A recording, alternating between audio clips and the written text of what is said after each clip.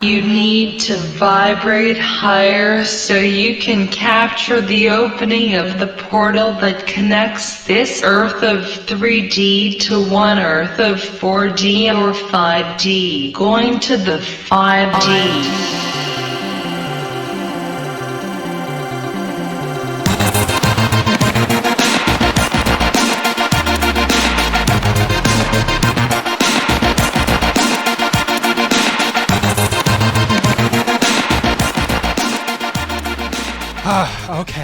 Okay. Hello, my name is Phoenix. And I'm Kara. And we are talking in two dimensions. dimensions. Okay, close enough. I don't know, that was pretty good. Yeah, no.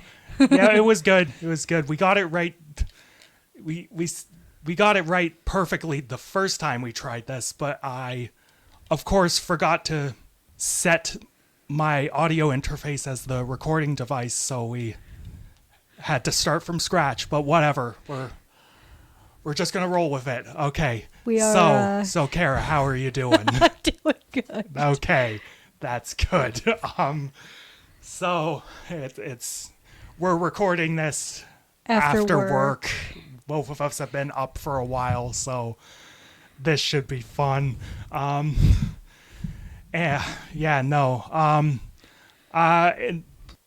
before we get into this, I should say, I have been a bit behind on making videos for my own YouTube channel, so I've been thinking about, recording and editing a whole bunch of stuff, so that's been on my mind.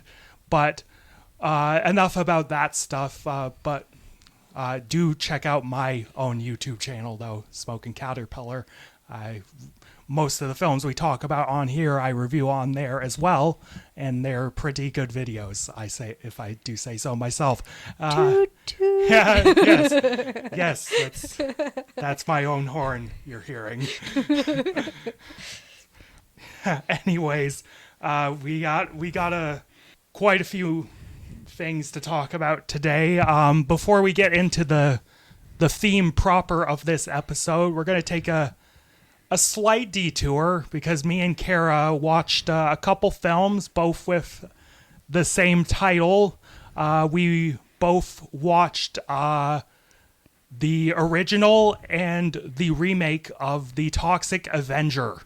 And I guess do you want to talk about the original first? Yeah, let's start with the original. Yes. Because the original. I'll be less upset.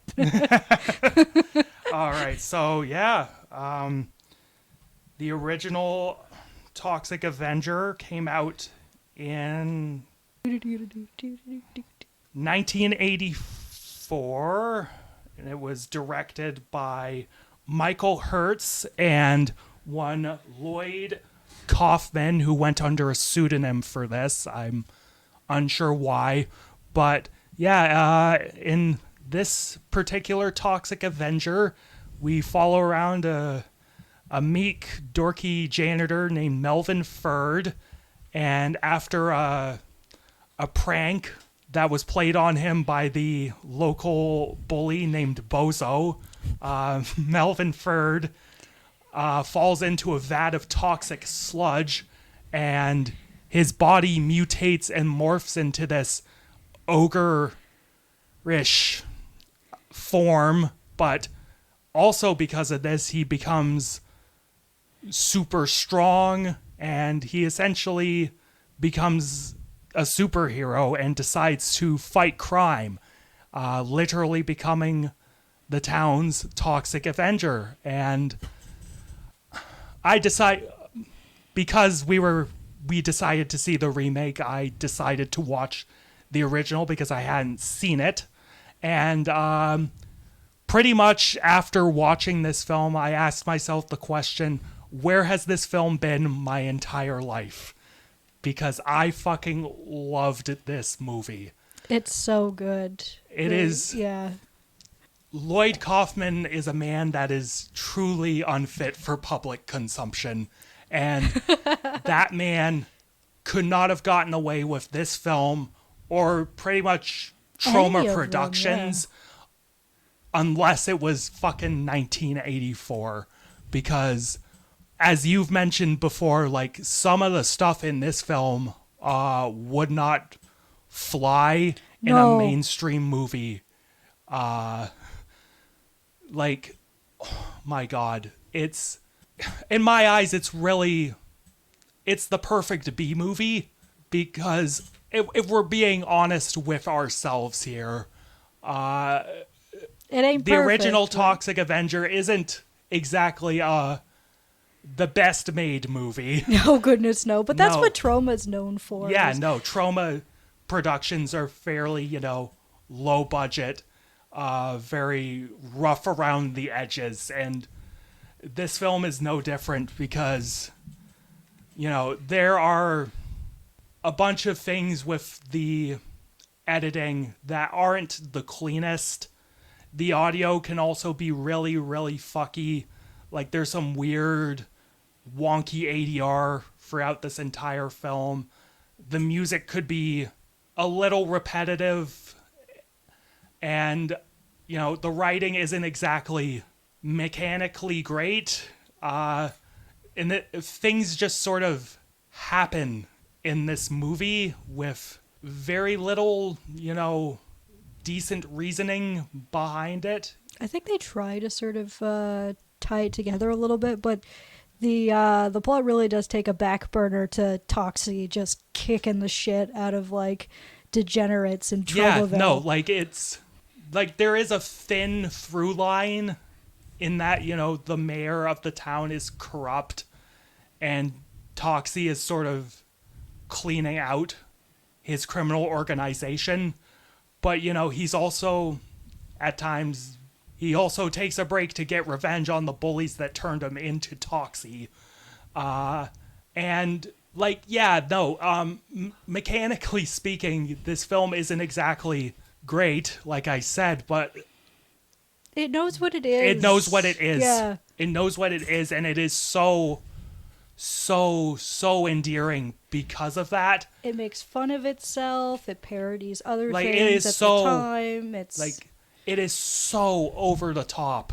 Oh, like, from the opening, like, sort of long shot through that gym. it's Like, so gratuitous. It's funny. It's gratuitous. Like, there's so many, like, offensive, like, stereotypes, and, like, all the characters in the film are, like, beyond cartoonish. Like, Bozo is, like, this bully archetype. He's from, messing like, with my karma. Yeah, no, like, he's this bully archetype you'd see in some sort of, like, teen comedy, but, like, They're actual sociopaths that kill people. At the same time, he's like the dumb bully, but he's also a virulent sociopath. Like, he is such a fun cartoon villain. And then Melvin Ferd is like the stereotypical nerd character, but like amped up to fucking 12. Yeah, like, holy it's shit.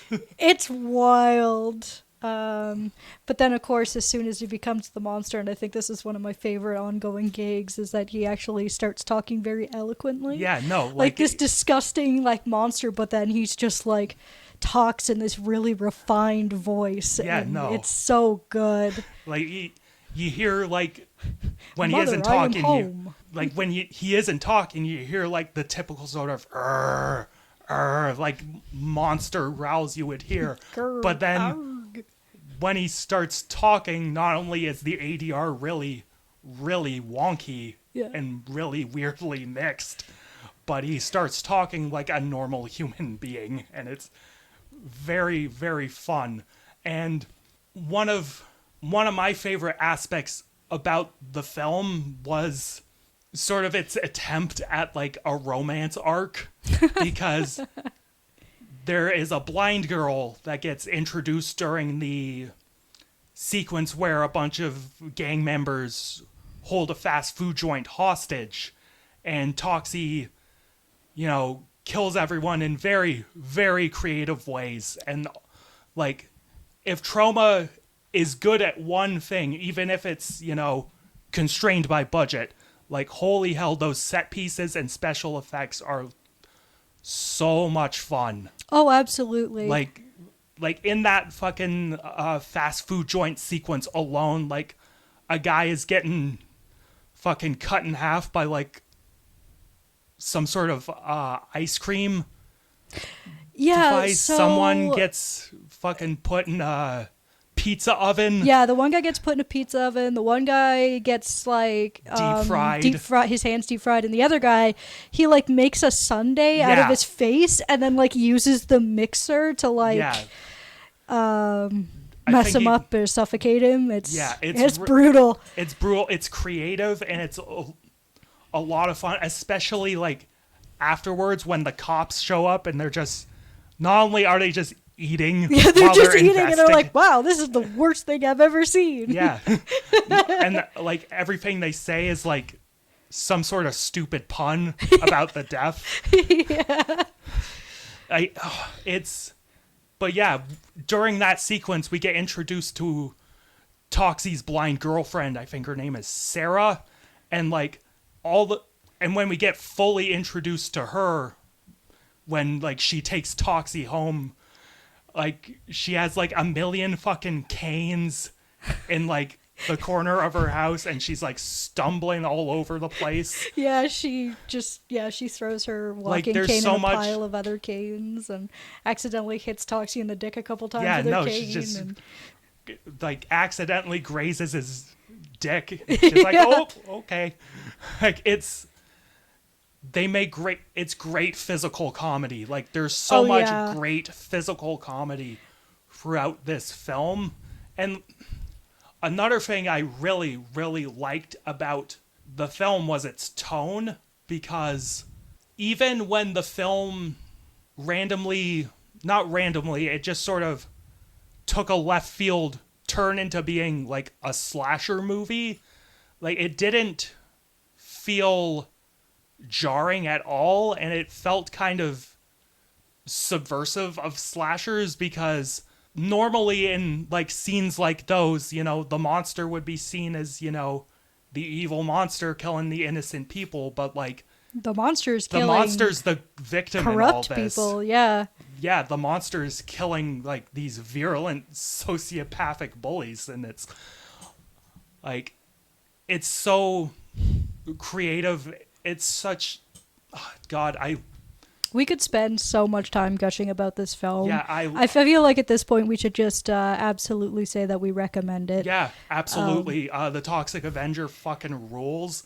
Like I said, it's the perfect B movie, and I'm definitely deep diving into Troma Productions after this, Which I'm super excited for, because one of my other favorite sort of comedy films is Cannibal the Musical, which is made by Matt Stone and Trey Parker, which was one of their early works before they would eventually go on to do South Park, and it definitely has their humor for sure. It's such a fun, goofy movie. Yeah, no, yeah, that was the Toxic Avenger, the original one. I'm giving that. Despite its flaws, it's a 10 out of 10 for me. I fucking love the Toxic Avenger. I gotta say the same, because for me, like, I love those kind of silly parody-esque movies where they know what they are, they satirize themselves, they're just a joy to watch. Yeah, like, they're just they're so silly, and they're not afraid to be over the top, you know? Yeah, like, no, like... It feels like the people who made this film had such a fun time doing it. Yeah, no, Lloyd Kaufman, like, just made what he wanted to make, which was an over-the-top, vulgar cartoon. Yeah, exactly. And I suppose another thing as well is I watched a couple of good things on the original Toxic Avenger, so if you really want to look into the background a little bit further, Kill Count is always good. Mm-hmm. They go into the makeup and the production, and that's absolutely a joy. The stuff that they ended up doing behind the scenes, like, for example, the kid that's run over, that was done with a cantaloupe. A mask and a cantaloupe. That makes sense. Yeah. Like, they're that's like, how cheap can we be? Oh, just use a cantaloupe. Yeah, no, so, that... it tracks. It really tracks. That scene in particular is great for numerous reasons. But yeah, no, Yeah. that's the great Toxic Avenger. But after that, we decided to see the Toxic Avenger 2023. Unrated, directed by Macon Blair, and this particular Toxic Avenger is about a janitor named Winston Goose, I want to say, and basically this janitor is down on his luck, and he decides to rob his employer, which is this big pharmaceutical chemical company, and They sell snake oil, essentially, is more their or less. thing. Like, they're the sort of, like, fake make yourself feel better pills, Yeah. you know, like, Goop is what is it called? Yeah, Gwyneth Paltrow's company. Imagine that, but, like, on a larger, like, more pollutant scale. yeah.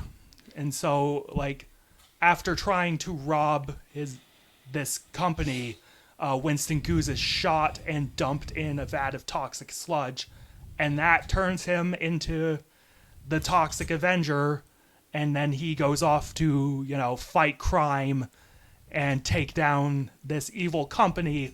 And Kara, I know you fucking hated this movie. Oh, I fucking hated this movie so much. I didn't care for it much either, but you're gonna look at me funny, but I'm slightly more forgiving of this than you are. No, I'll go into my points in a second, because, like, I feel like I hate it so much because it feels like a personal offense in a sense, I suppose.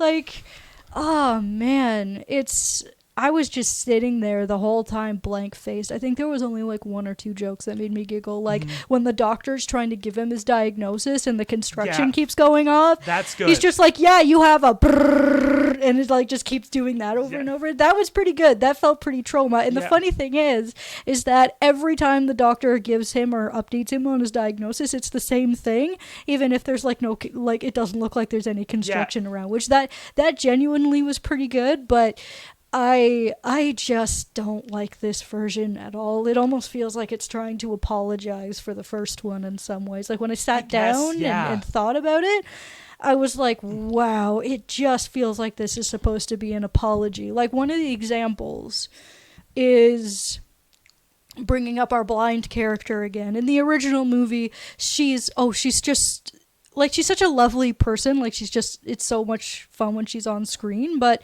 she is the butt of a lot of blind jokes. Yeah.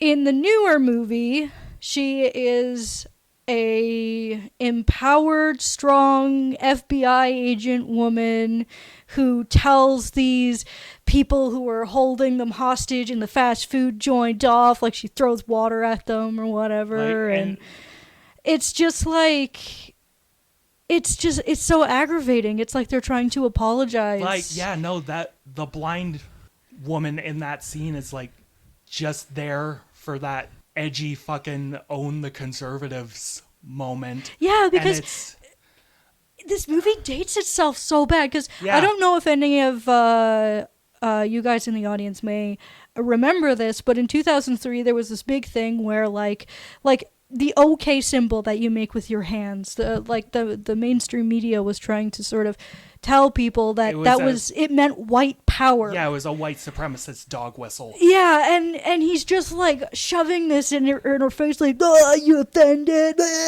you offended. And she's like, I'm blind. And it's like, oh man, it's like, I'm lucky that I remember what that is, but I bet anyone who has like no idea, like they're just not chronically online, is going, what the fuck? That just means okay. Like it's just so bad. Yeah.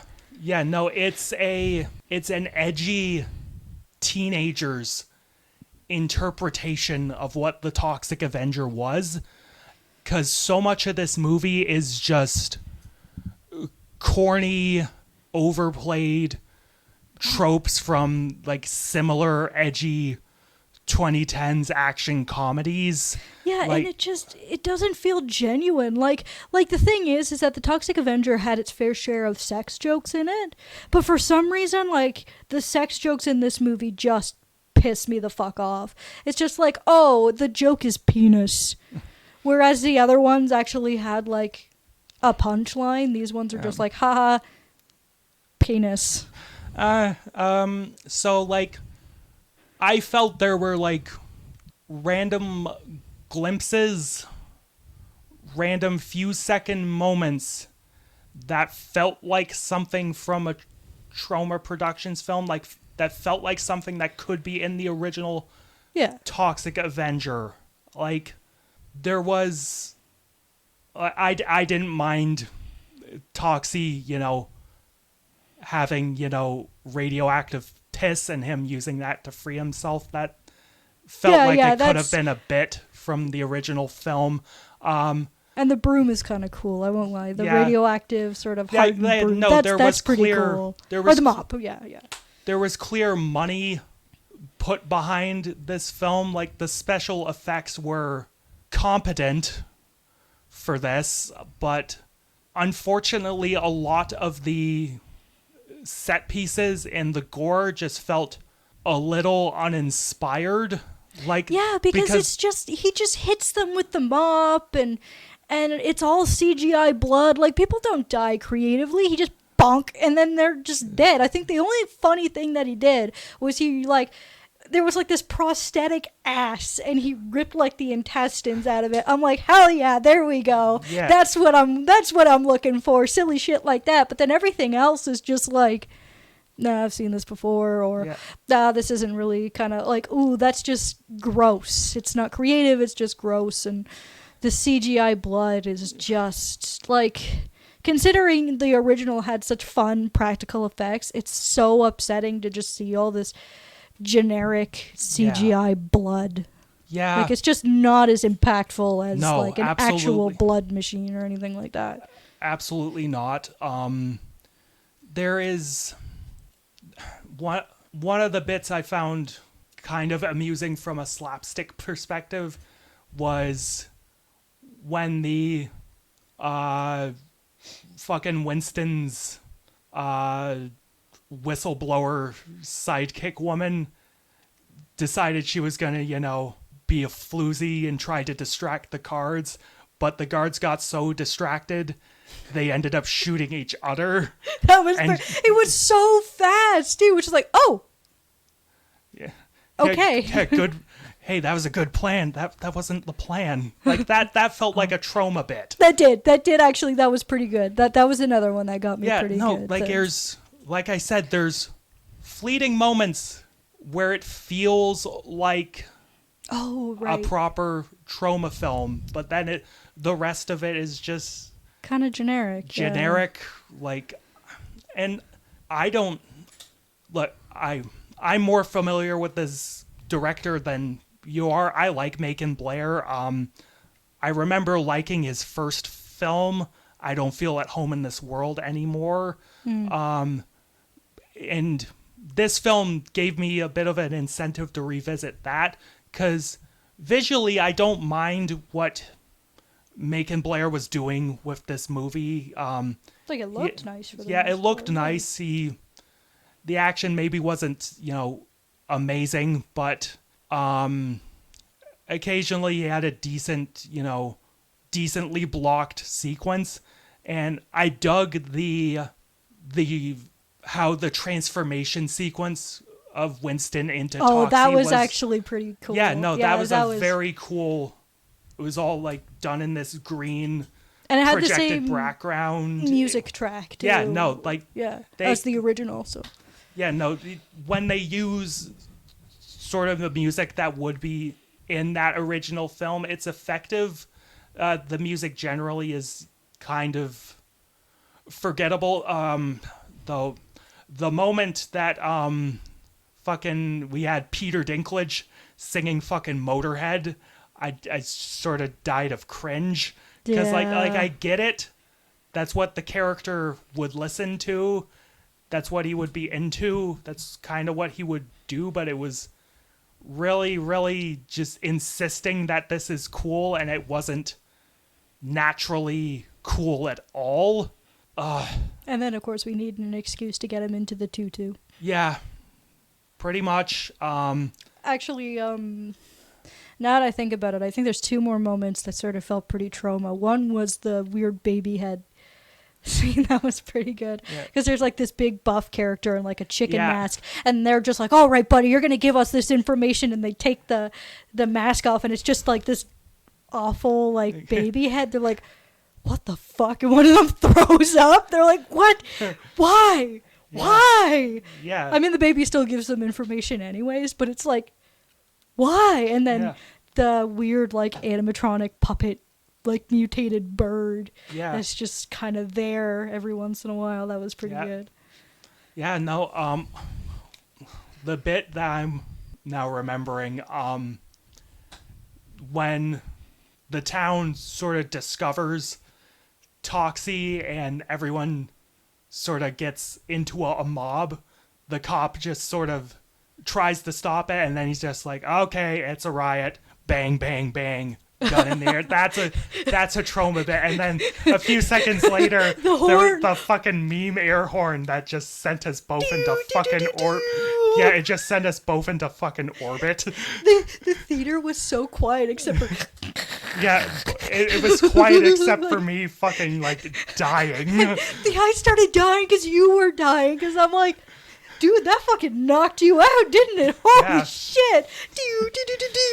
Yeah, no, it was... I wasn't expecting it. It was so out of left field, but I'm like, fuck it, why not? That was hilarious. It was so fucking dumb. It was so dumb. I'm like, I haven't heard that stupid horn in years. That's like... Oh, when was that a big thing? Like, that wasn't super early internet, but... That was... like peak of meme culture in like early 2010s, I feel. Yeah, around the time of the old Rage comics and stuff like that.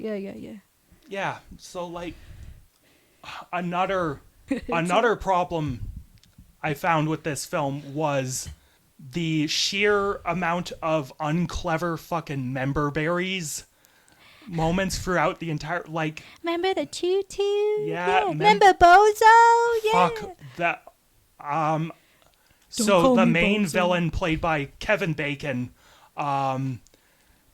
he has a name. I can't remember it. I can't remember it either. No, but like it's revealed that like his old nickname was Bozo, and like right then and there, I got a fucking headache. Like, also, the journalist that dies in the beginning of the film was named Melvin Ferd. Oh, yeah, I know. Remember? Yeah, He's the main character of the original. Like, remember Melvin? Yeah, remember Toxie? Yeah. Yeah. Fuck, it's like, and, like, I don't want to blame the cast for the fucking cringe member berries bullshit, because they're all working with it. They're trying. Yeah, Peter Dinklage. Peter Dinklage was good. Hard, yeah. If Peter Dinklage actually got a proper trauma script, he'd be great as Toxie. Oh, absolutely. I love how he's just like still acts like himself, even though he's like fully mutated. Like he talks normal. He's just a normal dude. He's just. Yeah, he owns that. Yeah, he owns fucking it. Kevin Bacon, he was good as like Bozo, the villain. Evil company CEO guy who's like injecting himself with gorilla blood. Yeah, no, he was into it. That's fucking Elijah Wood was just fucking hamming it up. Oh, yeah, and the makeup job on him was fucking great. It was really good with, like, you know, the one shoe that was a bit bigger than the other, because he's got, like, he definitely has a spinal... Yeah, no, the fucking pale skin, the balding head, like, he looked great. The makeup was really good. Yeah, no, like, this film is... such a mixed bag. Yeah, no, it's technically competent, I guess. But, like, the writing, even though it mechanically, you know, hits the beats it's supposed to hit in a movie, it just lacks most, if not all, of the charm and the charisma that the original had, or that a trauma picture should have. Like, and I don't doubt that Macon Blair probably liked the original Toxic Avenger. Like, I assume he had good intentions. Yeah, because I'm with glad this. they didn't just repeat the movie over again. They Yeah. did give it a different plot. He gets his powers in a different way. Our main character's a new guy. Like, I'm glad they didn't just repeat the old one, because I think at that point I would be even angrier, because it's like, oh boy, it's just the old one, but worse. But at least this has its own identity with its own plot and all these sort of things. So Yeah. it's not nearly as bad Yeah. No. as it could have been. Yeah. Yeah, it's just we were both leery of this film to a certain extent before seeing it, and we were justified in those reservations. Yeah, because you if- just can't make jokes like that anymore. You can't, like I said, Lloyd Kaufman is unfit for public consumption. He could only do what he did in the 80s. Like, holy shit. Yeah, this was disappointing. I'm more forgiving of it. This film just sort of exists for me.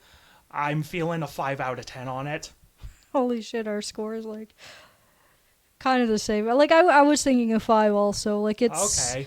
like, yeah, I guess I suppose in terms of like how we feel on the score, because it's like there are some things that are like, yeah, this feels like a trauma movie and this isn't too bad. It's just, yeah, I feel like it's kind of a 50-50. Yeah. It's just like I have to sort of like put my personal gripes aside to realize that it's kind of a 50-50 movie. Like the things that are wrong really piss me off, but again, it's like it's cut right down the middle. Yeah, it's just, ugh.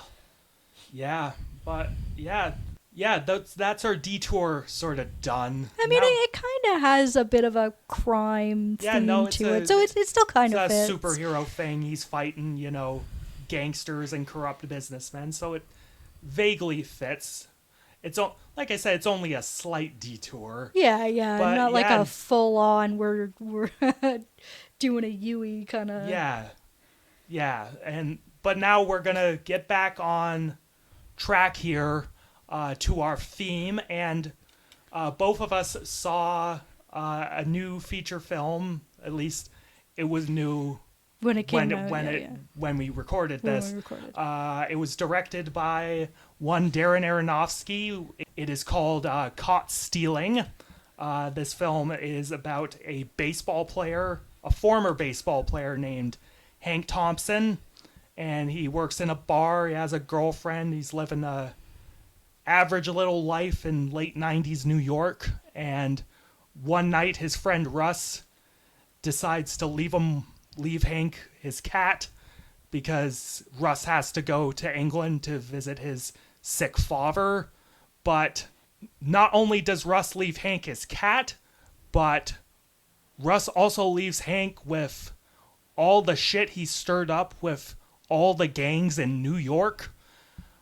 So Hank now has to deal with a bunch of gangs looking for millions of dollars, and he has to get out from this mess before he becomes collateral damage. And I'm very interested, Kara. A question before I ask you how it felt about the film. Was this your first Darren Aronofsky movie? What other stuff has he done exactly? Requiem for a Dream? No, I haven't seen that one. The Wrestler? Nope. The Fountain? Nope. Noah? Nope. Mother? That's a horror movie, right? Jennifer Lawrence? Javier Bardem? I've heard of that one. I haven't watched that one. Okay. So yeah, this this is your probably okay. Yeah, it's your first Aronofsky. That's interesting. So, what did you think of this film? I actually really enjoyed it. I thought it was a pretty fun movie. Actually, Yeah. I thought it was a really really fun watch. It had a lot of really good moments, a lot of really good action, some really good well placed comedy as well. Like there were a couple of moments that had me laughing pretty good, actually. Yeah, no, it's interesting in the context of Aronofsky's filmography, because I believe the last film he did before this was Mother. So this felt like a bit of he's getting really back to basics. Like he's just telling a very simple accessible, digestible sort of crime thriller story. And even though it is accessible and digestible for a general audience, it still has so much of Darren Aronofsky's personality and his ability as a filmmaker. It is a really nicely blocked and shot film. Like, the chase sequences and the action in this film are so flowing and widely shot. Like, it's the most unique element of this film, I find, is the music. It's composed by a guy named Rob Simonson, but what gives it its personality is it's performed by a band called Idols. I don't know if you've heard of them. The first time I heard of them was in the film when Russ actually gets mad when he turns his radio off. Oh, how could you do that? That's the Idols. Yeah. Yeah, no, like, they're a very fun, like, punk noise rock band. Like, they're, at least within, like, that British, rock scene, they're, like, a pretty damn big band currently. Yeah, and it's such a good fit. Like, it really suited the personality of the film. It's really heavy and intense, and it keeps the film moving. Like, it fits the frenetic pace of the film so well. What I also, and I think the words, speaking of that frenetic pace of the film, not only does this film just not let up in terms of, plot development and pacing, I really, really loved the sense of stakes that this story had, because, like, from the minute fucking Zoe Kravitz's character gets killed, like, the film isn't fucking around. No, like, and I think that's what shocked me the most. I wasn't actually expecting that to happen. Right? I figured her to just be a running character throughout the film, Yeah, but, no. but the fact that she gets shot is like, oh, okay, this movie is not fucking around. Yeah, So no. then when he starts hearing threats about, they're going to go after his mom, I'm like, oh my God, okay, yeah. Yeah, no, there's actual tangible tension in what is happening. And, like, you don't know who's liable to catch a bullet when. So it's really surprising when certain characters just get killed off. Like, Russ gets sort of accidentally gets killed because him and Hank get in a fight and he bangs the back of his head on a speaker, and, like, yeah, his brain just hemorrhages. Like, Yeah. he got hit in the head with a baseball bat when he tried to get home because... Yeah, no, that's a concussion. That's absolutely a concussion, and it's so funny. I really shouldn't drive, buddy. Nope, you're going to drive. You're getting in the car, you're going to drive. Yeah, and there's a point to why He doesn't the main want to drive, character, yeah. Hank, wants to drive. And that's another thing I like about the script, is that it really paces out the main character's arc, and it only gives you pieces of his backstory until it's earned. Yes. And then it all comes together. Yeah, no, it's just so tight. It's simple, yet it's tight, because the main character, he was a pretty major baseball prospect. Like, he was gonna most likely get signed to the San Francisco Giants out of high school, which is rare for an athlete.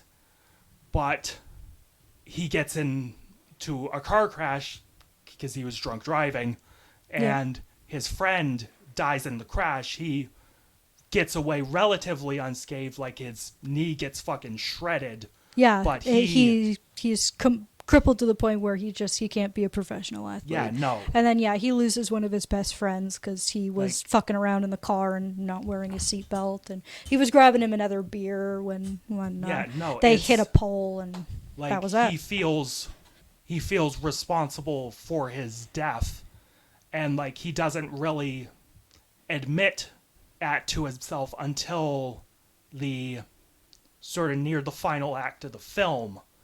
And it's really cute but clever how by the end of the film, like when he is forced to like drive a car by the Hasidic Jew mobsters. Yeah, the rabbi. Yeah, like he buckles up, they don't, and then he gets set off because Yeah, the one guy uses brings out a lighter. Zoe Kravitz's lighter, and so Hank like recreates the crash that injured his knee, but he's in a seatbelt, they're not. That's how he gets out of the situation. Like it ties together pretty much everything that's set up in a very nice bow, and it ends on a very, very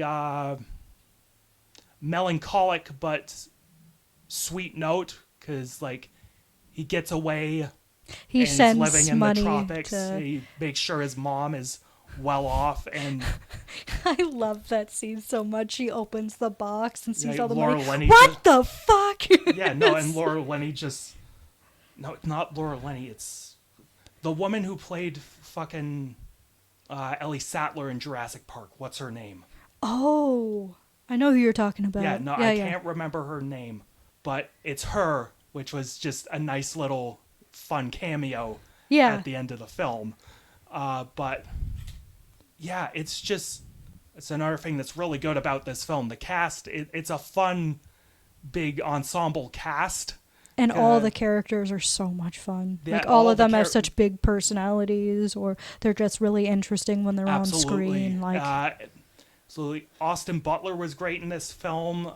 Zoe Kravitz was really good. They had a fun, cute couple chemistry going on. Like even the sex scene between them, didn't like derail the momentum of the film. Like it served their characters and developed them a little. Like like they're having a competition to see who can get undressed faster. That's pretty good. Just like, how fast can a paramedic get undressed? It's so good. Yeah, and the music just sort of stings into like this little light, quick sort of piece. Like it's fun. All the actors who got cast for these antagonist roles were really, really into this material. Regina King, when that plot twist happened and she finally got to go full heel, like, she was really good. Oh, absolutely, yeah. When she didn't have to, pretend anymore. That was good. Yeah. She was not fucking around after that. Yeah, no. Bad Bunny, he was credited under his real name, but the guy that played the Puerto Rican mobster, that was Bad Bunny. He's a good little actor. He's always good, and he's been good in the roles he's had so far. He's been well cast and well utilized. Also, the couple matches he's had in WWE have been really good. Like he really likes professional wrestling, and he was willing to do some really crazy bumps. Like the wrestling fans getting sidetracked by wrestling. Okay, to get back to the movie. Oh my God, Liev Schreiber and Vincent D'Onofrio as the Hasidic Jews. They were my favorite part. Like, they were the best part so of the film. like interesting and charismatic, they were just fully into those roles. Like, I loved the scene with like where they go to the family. Yeah.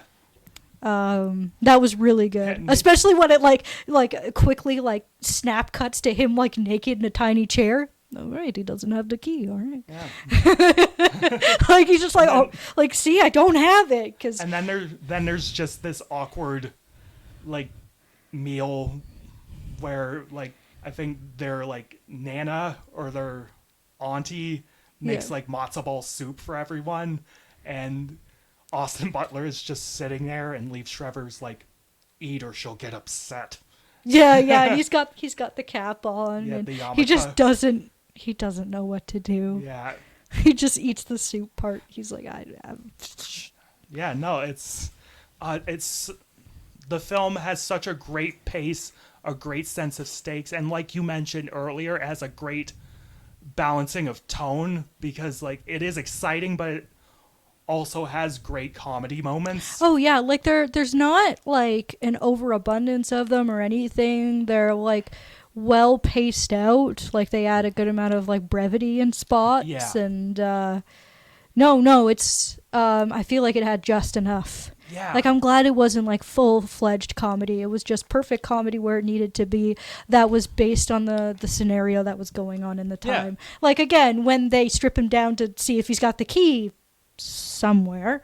Because essentially they're looking for like a key and the location to Yeah. the storage locker that has all the money. Yeah, essentially. no. So he's saying, I don't have the key, but I have the location, and I know the person who has the key. And if we get the key, we can go to the location. Yeah. But they obviously don't trust him, so they make sure that he doesn't have it. Yeah. But yeah, that scene's pretty good, especially with just how sudden it is. It's just like bam, like cut to, and it's like, oh, all right. Yeah, no, it's back to basics for this director, and I hope that Darren Aronofsky uses this as sort of a launching pad into making something a little more challenging again. Still, though, it's fun. I say you should see it. I recommend it. I'm feeling an 8 out of 10 on this one. Yeah, I'm saying like about a 7.5, so pretty close. Like again, it's definitely a good movie to just turn on and enjoy. It's not super complex. It's pretty straightforward. It's just a good time. Like Yeah. I went with my my partner and we both really enjoyed it. We had a pretty good time with it. So yeah, I'd say that's kind of where I settle for that. Okay, that's good. Recommendation time. No. Wait. I have to. Oh yes. I have to call in my chit. I have to talk about things. Oh right. Yes, I almost forgot. Good. I have Good. Yeah, no, so, yeah, you ranted about fucking Hellraiser. Surprised me with that. I have to rant about a video game that fits into the theme of this. I recently replayed Mafia 3. Ooh, Which not is, okay. All right. Yeah, that's a 20... I want to say like 2012, 2013 game. That's the one with Lincoln, right? Yes, the After main character is Lincoln the Vietnam Clay. War, and The Vietnam vet who comes back to 16th New Orleans. And this game is one of the biggest examples of a story carrying the entire game. yeah, I've But- heard that. Yeah, But when I replayed this, I overestimated how well the story carried the game, because don't get me wrong, the story of this game is very fucking good. Like, it's so well presented from a artistic and filmmaking perspective. So to say, video games are a visual medium. It uses a lot of the same language that movies do, yeah, but it's interactive, so it can get away with certain things that movies can't. But I loved the way the story is framed. It's framed as like a documentary, so all the cutscenes are like interviews with people after the fact, like decades after the fact. And it's this big reflection on, racism, not only racism, but of vengeance and organized crime and how it affects a city, because depending on what you do, Lincoln Clay essentially becomes the monster he set out to slay. And like, this character didn't want to be in New Orleans at this time, but he was forced into it, and he wreaks a trail of bloody havoc through this city. And again, depending on what you do, you either become the monster you wanted to slay, or you do what you set out to do and get away from New Orleans, even though you kind of leave New Orleans in a about the same shitty position as it was when you entered it.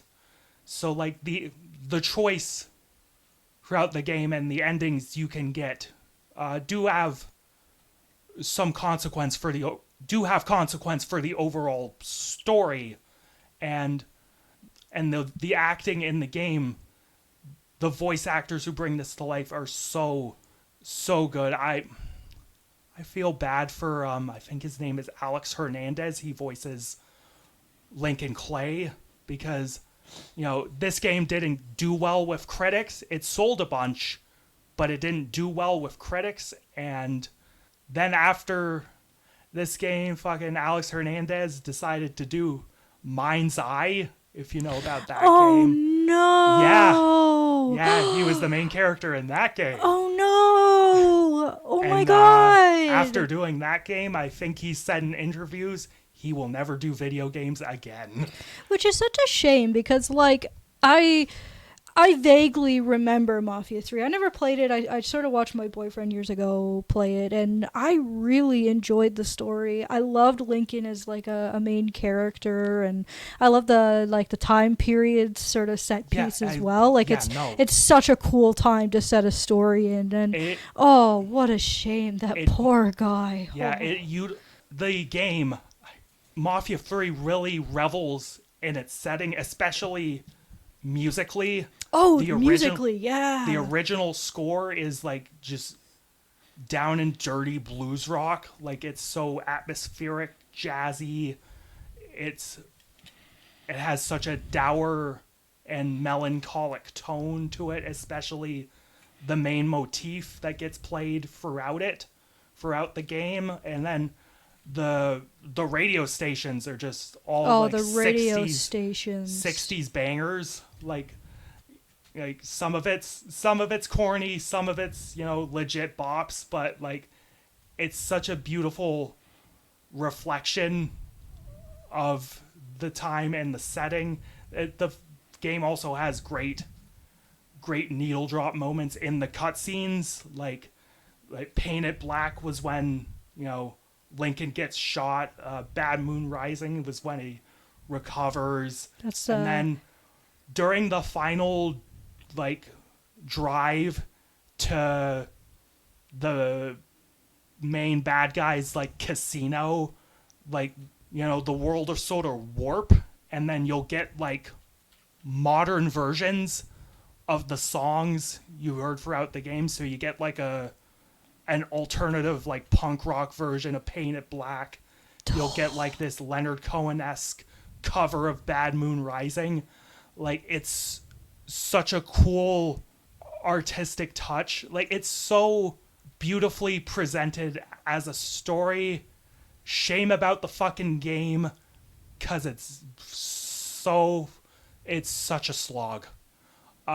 It's such a tedious fucking open world, and there's so little incentive to do most of the things in this open world. The basic gameplay loop is that you take down all these illicit businesses, and then you take down a leader, and that leader will lead you to a leader higher up on the food chain. And so it's that rinse and repeat, but there's no variation in how they present the loop, and no variation in what it's doing to progress the story. It's all just, go into a building, kill all the enemies, maybe steal a thing. What are we doing here? There was I recall maybe one, you had to blow up a crane at a construction site. Yeah. Which would, derail an entire construction project. That's interesting. That at least affects the characters, the villains, in some tangible way. but the rest of it is just doing the same bog standard loop over and over. Like, it's just like the side stuff, there's maybe some little incentive to do it because you'll get upgrades from it and tokens to use your special abilities, but like if you don't really use the special abilities, like you can get by in the game just fine without using them. But if you don't use them, you'll have enough for the final level and you can just spam them there.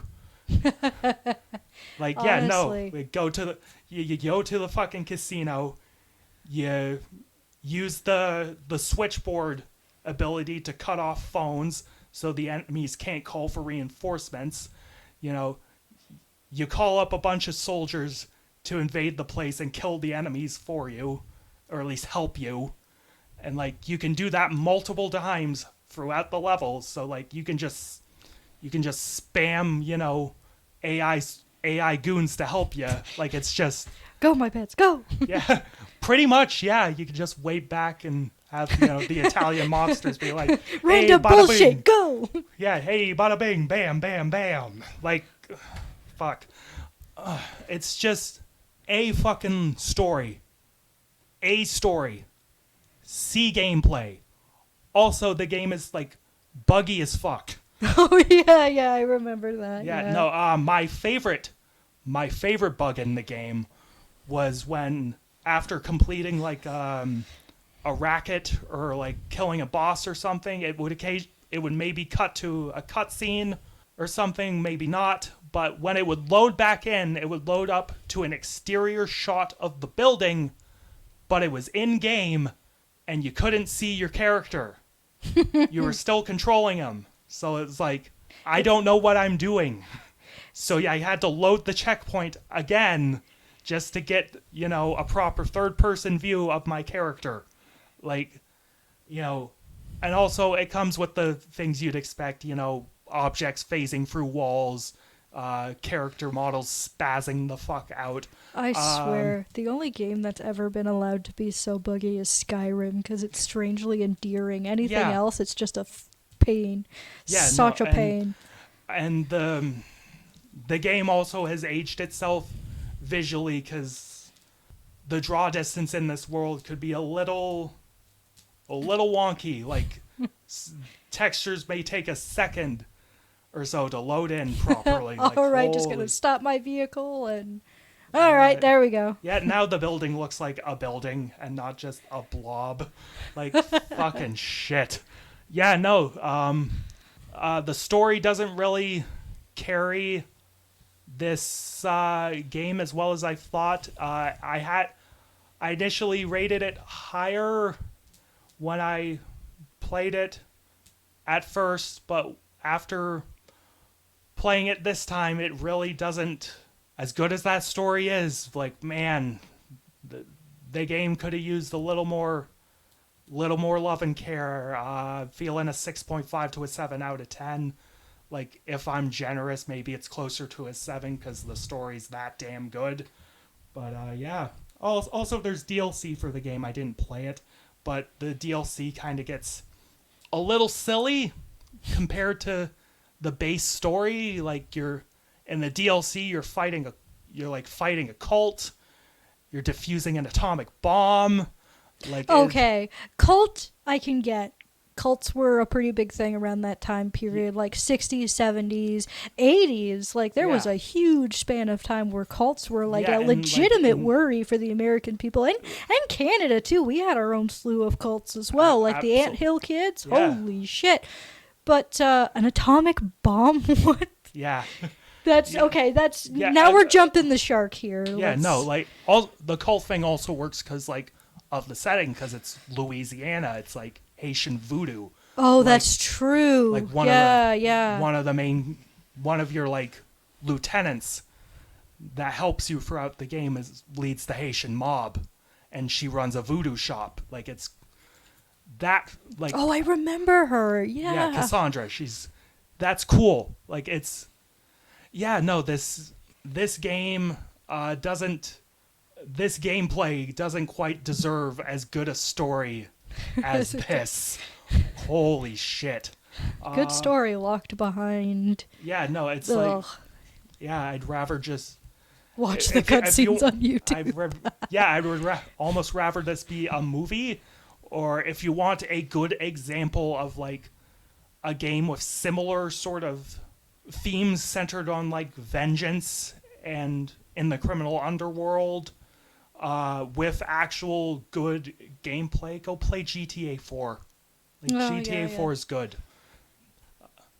Yeah, that's my rant done. I've called in my shit. So I guess I've- that's only fair considering my Hellraiser or Yeah. surprise. So that's pretty good, and it was a genuinely good surprise because I remember like kind of watching that game from time to time, and yeah, I remember liking the Yeah. story and the main character. if I ever feel like playing it again to get that other ending I didn't get, I may recommend it for a special episode of the podcast. So no promises, but well, He says through gritted teeth. yeah. Oh Jesus. So yeah, now it's time for recommendations. Yay! Our actual highlight of the episode. Yay. And since it's my pick for a theme, we'll be talking about my movie first. So my movie is 1983, I want to say. So happy he gets to go first. Yeah, 1983. I was right the first time. Fuck yeah.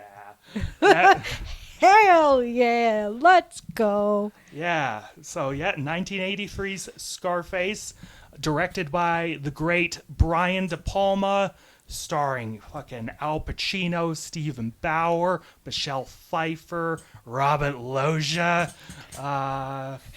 Damn, what the? That's an old Family Guy bit. Oh, okay. That just went right over my head. I had no idea. Yeah. No. Yeah. So this is Brian De Palma's remake of a 1930s film of the same name. Oh, damn. I okay. didn't watch the 30s film. I kind of wanted to maybe do the compare and contrast, but I didn't have the time nor maybe the energy to fit that in as extra homework. So we'll just be talking about the 1983 Brian De Palma film. So this film follows a Cuban refugee named Tony Montana, and after getting his green card for doing a hit, he tries to go the straight and narrow. That doesn't work. So he gets into the cocaine business, and over time, he eventually becomes the biggest drug dealer in the city. And over time, that eventually collapses in on itself.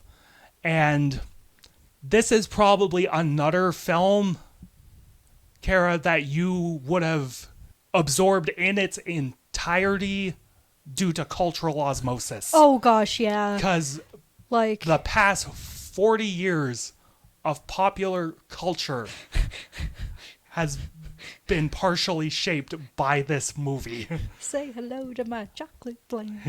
Jesus Christ. It's terrible, I know. Oh no. Don't remind me of Al Pacino doing that. Oh no. Why do you hurt me so? No. Why do you hurt Oh me? no. That's it. This episode's done. Fuck off. Get out of my house. Oh no. Yeah. Yeah, and both in good and bad ways it's affected popular culture. We had to go back and preface that. Yeah, no, this film is like has affected everything from movies, TV show, music, specifically hip hop, because like rappers can't go 10,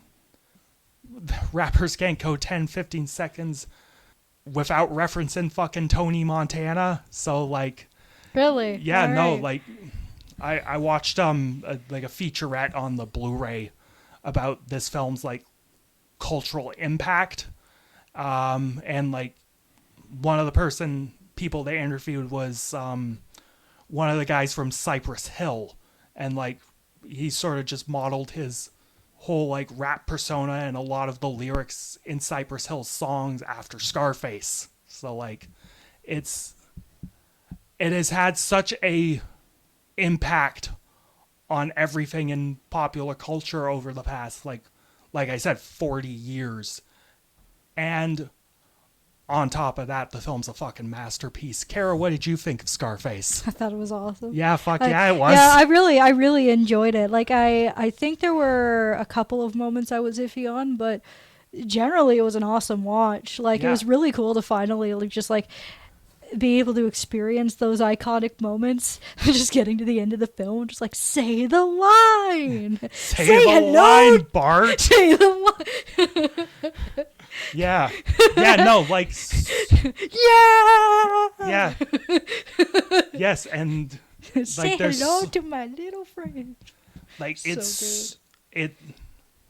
And so many of those moments are so much more impactful in the film because they come with context and build up and all the good things that make movies good. Yeah, no, and it's so one of the things that gives this film such a unique personality is the combination of Brian De Palma's direction, but Oliver Stone's writing, because the film begins with a title crawl explaining, you know, Castro decided to let all these refugees go to the States, but a lot of those refugees were criminals. He was essentially dumping all his, dirty laundry into America. And like it begins with actual documentary footage of all these ships with refugees coming into, you know, the docks in Miami, in Florida. Like, and might as well get it out of the way immediately. We start listening to the score of this film, which is absolutely fucking incredible. It's composed by Giorgio Moroder, the godfather of disco himself. Oh, hell yeah. Yeah. That's awesome. Yeah, and it's that main theme that plays during that documentary footage. Like, it sets such a grandiose, like, hard-edged sort of tone for this film, and on top of that, it's a fucking banger. Like, this is one of those scores I would happily listen to independent of the film. Oh, like, yeah. I just throw this on at any given time because it's just so well composed. And like the montage song is such a banger. Oh my God. Yeah, Push It to the Limit Push is It to a the banger. Limit is so good. Yeah, oh my God. The particular piece that plays during the montage of all that documentary footage, UFC fighter Jorge Masvidal enters to that. That's so fighting. Good. That's good. Yeah. What a pick. Yeah, That's stellar. And this film just starts with such a great tone setter, and then it cuts to this very close shot when we enter the film proper of Tony Montana in like an interrogation room, and it's this long 360 shot of the office space and of him being interrogated. You got a name? Antonio Montana. And that whole scene is just full of great lines. Like, how'd you get that scar? Eating pussy? Like, was like, it's so good. Like, and it also, I think it's a great primer as well for Tony Montana's character, like where he culturally and where he came from, because it isn't explicitly said, but you know, it's implied that, you know, he had a criminal background. He was like, he had done hits in, you know, Cuban prison. Like, that's why he had the tattoo on his hand. Yeah. And you know, he was raised on, you know, old gangster films, fucking James Cagney, Humphrey Bogart, all those 40s and 50s movies. That's how he learned how to speak English. That's how he sort of developed his conception of America, of this having to take what you can get by any means necessary. Like, and after that interrogation scene, we get introduced to his friend, Manny. I think his name's Manny, played Manny, by yep. played by Stephen Bauer. He, you know, obviously Al Pacino's an Italian American. He's not Cuban. Stephen Bauer's Cuban, but of the times Al Pacino has played a race that wasn't his, Scarface is the best example of it, because like you kind of forget that absolutely. Al Pacino is not Cuban, because like he really just gets into this role. Like he handles every moment in this film with such power. Like he brings such personality to the character of Tony Montana, and further showing Brian De Palma's great visual aesthetics, and him and his crew. Brian De Palma really likes his crane shots, like just being high up on a crane with his camera and coming down or forward or through crowds. Yeah. Like, we start with this crane shot of like the refugee camp underneath this highway, but if you had made that shot any wider, you would have seen the Los Angeles skyline, because they shot most of this film in Los Angeles. Like, they did shoot a lot of it in Miami, but they had to move to Los Angeles because the Cuban population in Miami were not fond of this film being made in Miami. Oh, okay. Yeah, a lot of that was because they felt it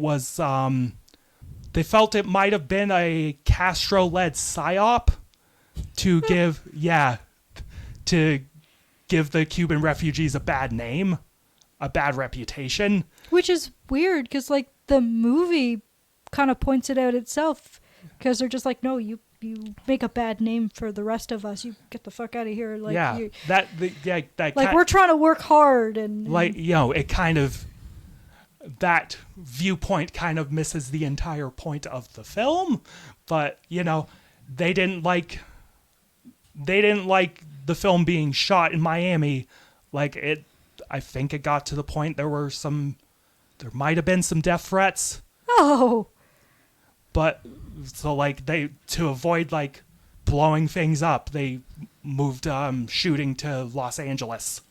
So again, well, you gotta do what you gotta do. Yeah, no, and so we start with that beautiful crane shot, which not only hides the fact they're in Los Angeles, but it's just such a beautiful flowing shot through a scene where there's like tons of extras in this. Like, there's tons of people doing, you know, acting like, you know, they would in this giant refugee camp.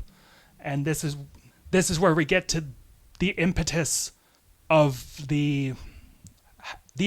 how Tony gets his green card, because he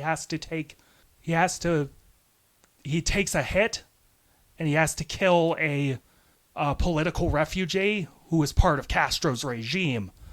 And so during this riot in the refugee camp, and during this sequence, you can maybe tell that one or two of the extras didn't quite know what to do during this. They kind of looked a little awkward. Like, I spotted an old man with like a 2x4, and he didn't quite know what he was. Right, yeah, he didn't quite know what he was supposed to be doing. Like, it was very awkward, but like, it was just like, that's only the sort of thing you would notice if you like paid attention to like every little thing. Me too, old man. Me too. Yeah, no, so like again, this whole assassination sequence was like so well blocked, so well choreographed, because we get these series of like very long shots following around this political refugee, and then when he runs into Stephen Bauer, like Stephen Bauer just sort of stalks him like so slowly, and then out of nowhere Tony Montana comes out and stabs him. Like, it's a scene that's just so fraught with like great tension and build up through the filmmaking and through the ominous sounding score. And it also, again, is another example of how far and how sort of desperate the situation is for, Tony Montana and Manny, because like, they have criminal records, and like they probably weren't getting into America legally. Nope. So like the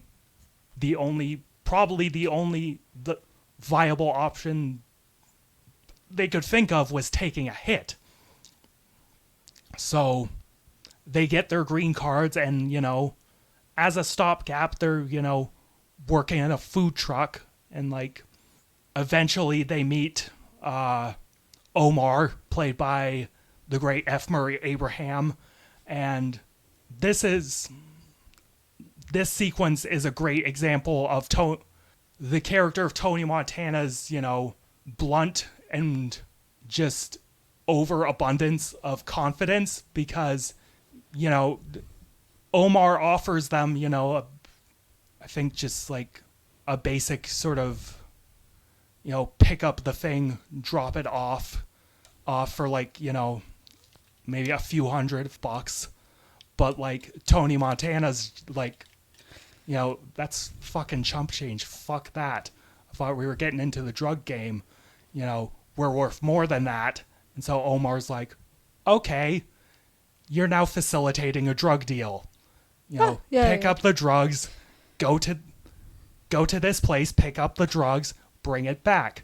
You'll get paid a couple $1,000s each. Like Tony Montana, like just said fuck it, and then like upsold themselves from like muling to like facilitating a drug deal. It's crazy the stuff he gets away with just by being so direct. Yeah, no, it's just like hell no, like we're gonna do that, it this way. Yeah, no, that comes into that big speech he has in the restaurant later on in the film. Oh yes. But then we get to the scene in the hotel, which was shot in Miami. That specific hotel is still there. That's cool. Yeah. That's actually pretty cool. Yeah, no, I love like Florida architecture, Miami architecture.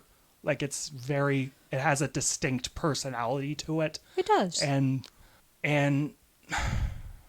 okay, so I just want to backtrack a little bit just to like the context of what this film is set against, because I've been to Cuba. I went there on vacation once, and I'm not saying Batista, the guy in charge of Cuba before Castro, was a saint, but Castro did a fucking number on Cuba, and outside of the the tourist safe vacation spots, you can tell the infrastructure of like Havana has, it's sort of stuck in the mid 20th century because of all the embargoes and political tension between the United States and Cuba at this time. Certain products, certain resources weren't getting in to the country. So if you so in Cuba you'll see a lot of vintage cars, like because they don't have a lot of people don't have access, or the country itself doesn't have access to like modern parts. So like you'll see these like souped up like old 50s 60s cars just driving around Cuba, and it's like aesthetically that's fucking cool, but also again the country's a little bit behind the times as well. Communism will do that to a country. Yep. Yeah. As well, there's very little in terms of beef products in the country. Cows don't get imported in much. I think it's a lot of pork. It's a lot of chicken. Yeah, I think they had to import some cows. Yeah. There's a whole story that like Sam O'Nella actually covers on YouTube about Fidel Castro's obsession with dairy. It's wild. Yeah. It's such a wild story. Yeah, But no, yeah, it's- their cows are they're not fit for dairy and whatnot. Yeah, so. no, like it's so like I was eating like, mostly pork, chicken. I tried rabbit there. Oh. It's bony meat. I've heard it's very bony, sinewy. Because Yeah, I mean, like it's their mode of transportation is jumping around. Of course, they're going to be very tough. yeah, no, it wasn't like it was good, but it's like again, it's not super thick or hearty meat. No. But that was a detour. I just wanted to sort of frame more sort of the background that this character is coming from, Yeah. because he would have been growing up not only under Batista, but he would have also been living under Castro. Oh And boy. So, And I think that's and actually as we learn later, his mom and his sister also got out of that, and that will come up later. But back to the hotel scene, which itself is great. yeah. In particular, because there's like such little music until like the big plot twist when Tony Montana gets blindsided and taken hostage, him and his buddy Angel, I want to say. It's just so, this entire sequence is just again so fraught with tension, and then they get dragged into the bathroom and that fucking chainsaw gets brought out. Oh, yeah. And it is during this sequence, like there's this brilliant shot where the camera zooms in on the window and then it cuts to the outside, and there's this great crane shot where it flows down to Manny hitting on a girl like he doesn't know what the fuck is going on. Even though there's blood on the window. And there's the crane shot goes back up to the bathroom to where Tony Montana witnesses this guy getting fucking mutilated by a chainsaw. And what makes this moment so brutally effective is that you don't see much. Like, you get a close-up of the guy's face and his eyes going buggy as a chainsaw fucking slices through his skull.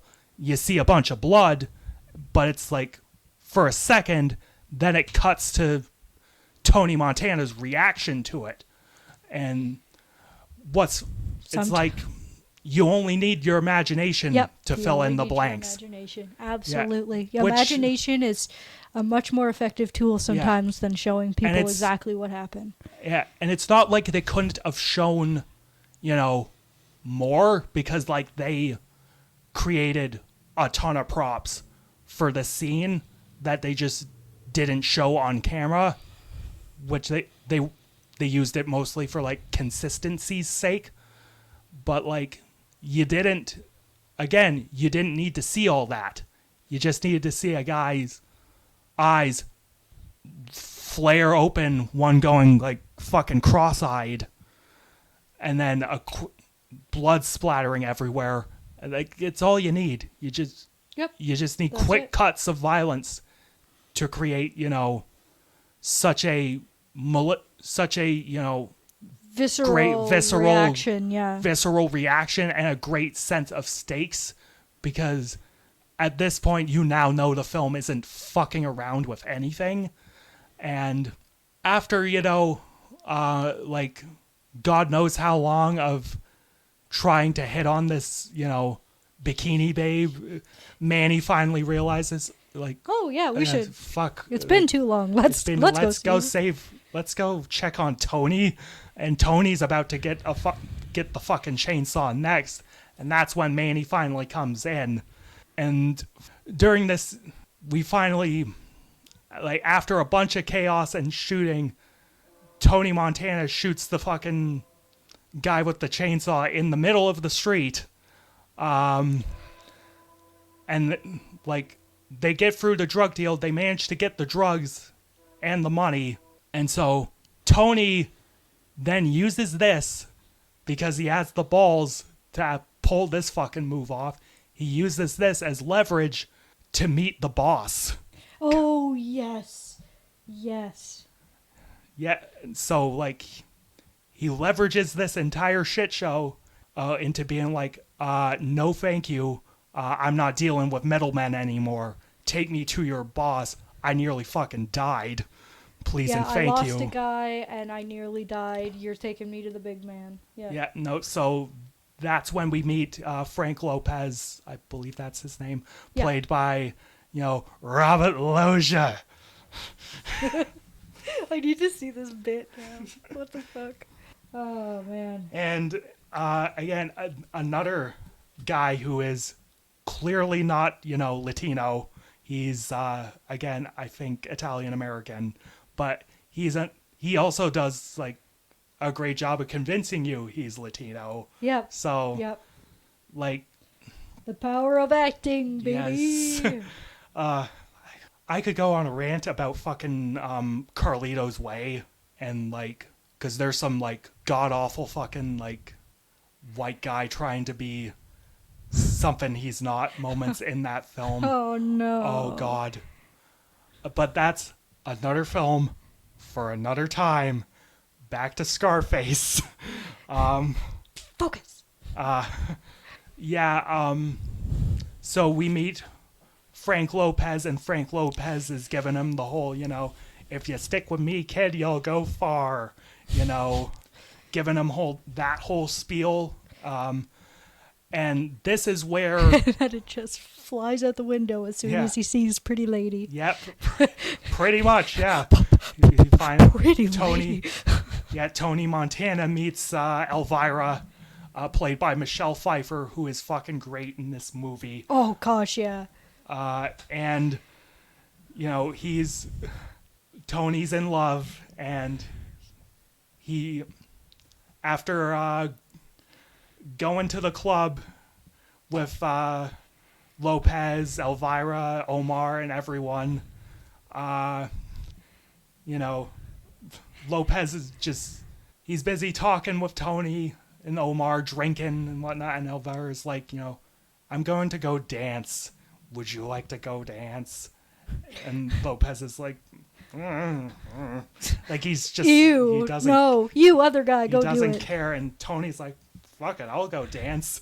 And like, during this sequence, there's like, the writing in it is good because it doesn't do this through audio, but I respect that it did it through writing. Like, him and Elvira are like yelling over each other because like they're in a nightclub. I don't know if you've been in a nightclub, but the music in a nightclub is it's fucking really loud. Yep. Yeah. Oh yeah. Yeah. No. So, What? yeah. No. So Tony Montana's, trying to put the moves on her, and like Elvira's having fucking none of it. Oh, and like so good. we get a cut back to Lopez and Omar, and Lopez is like, so what do you think of the new guy? And Omar says, he's a fucking peasant. And Lopez is like, but that's why I like him, because he'll do anything for me. He's loyal. He'll go above and beyond. Like, Lopez views him as lesser than, and views him as just an employee, as expendable. Just a dumb goon. Yeah, but Tony Montana, he doesn't see himself that way.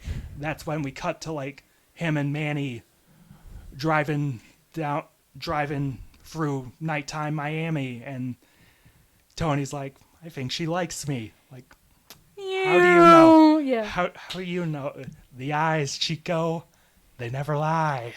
And she wanted oh, it's just so good. Yeah. It's like, if I was stranded in the desert with nobody else, I still wouldn't fuck you. Oh, she likes me.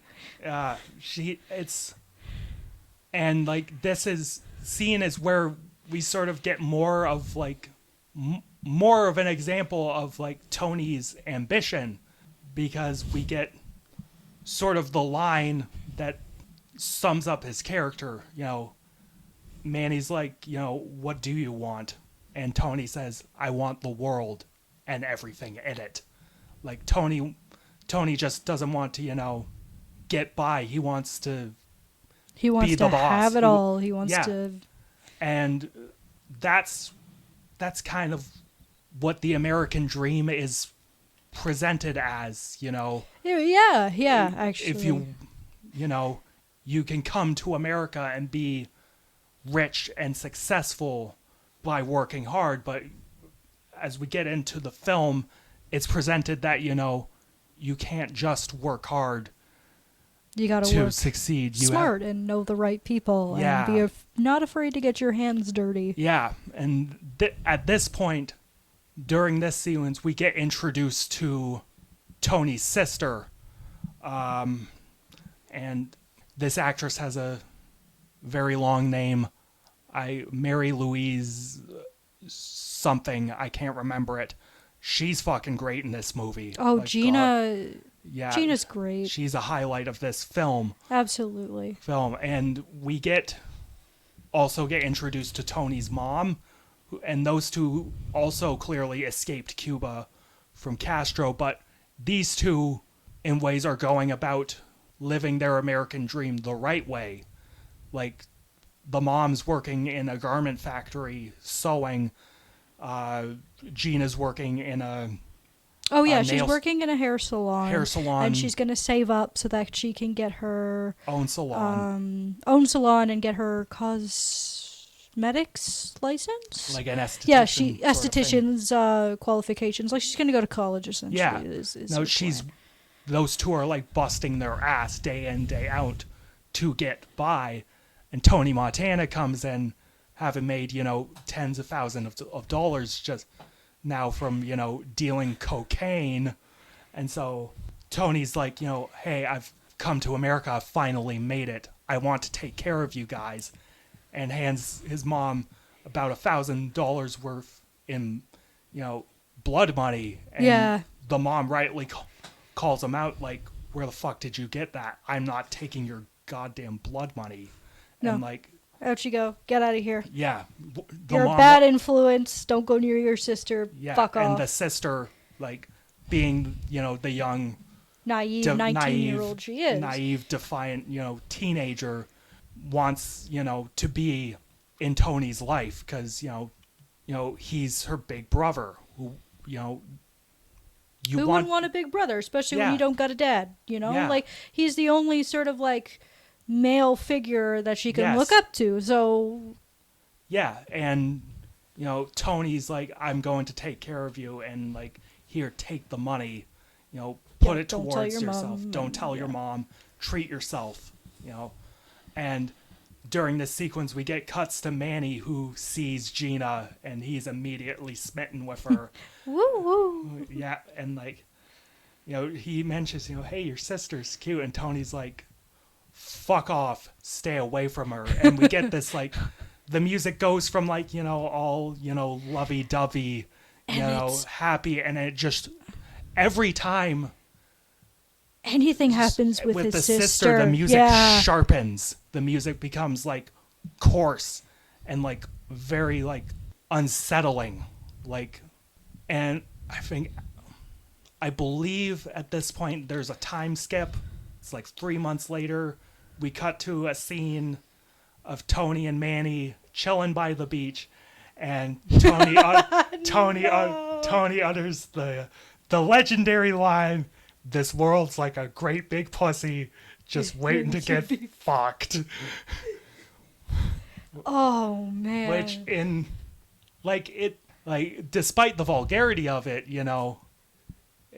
there's a nice sentiment behind that, the world's your oyster, Go You could have go just said forward. that it's your oyster, not your Yeah, and, oyster. yeah. Goddamn. And I think this scene also shows like their like fun dynamic. Like they have such a good chemistry with each other, Pacino and Bauer. Like you buy that they're best friends, brothers, whatnot. At least brothers in like the metaphorical. Yeah. They're very close sense. That's not how you pick up girls. It's all in the tongue. What the fuck is that? Fucking lizard. It's like a fucking lizard. Yeah. What are you doing? Like an insect or something? Put that back in there. That line was so good. Yeah. Yeah, it's there. And then Stephen Bauer he walks up to a girl to prove his point, and then Tony Montana goes up to a kid and is like, "Hey, you want to watch my friend, crash the fuck out?" It's so good. Yeah, He's just like, "Hey kid, watch what not to do." Yeah. And of course, Manny gets fucking slapped for his troubles. It's so fun. See, the American women like it when you get down and suck it. Watch. Slap. It's so fun. And So good. I love that scene also in particular because it just shows like the naivety towards like American culture. Just like, yeah, it's easy to get American women. You just do this. And it's like, no, Yeah, no, not at fucking all. Yeah, and so also during this, we then skip forward just a tiny bit to them having to, chauffeur around Elvira before a meeting, and like they show up with like the gaudy fucking zebra print caddy, and she's like, "What the fuck is that?" I'd rather die than get in that. And it's just so good because they're so confused. Like it's this is primo. Like, why aren't you getting in the car? I mean, to be fair, the print on those seats was fucking tacky. Oh, it's so bad. It's bad. But again, That's what they think is. Yeah, that's what they think is cool. But also, in fairness to them, they have a car. They're gonna drive you around while before they do business. And this is where we get into the fact that Elvira herself is not really a victim in all this. Elvira is kind of a bitch. Like she is spoiled fucking child who's like who got just that can't sad look in your eye, like you haven't been fucked in years. Jesus Christ. And like that's a good line too. Oh my god.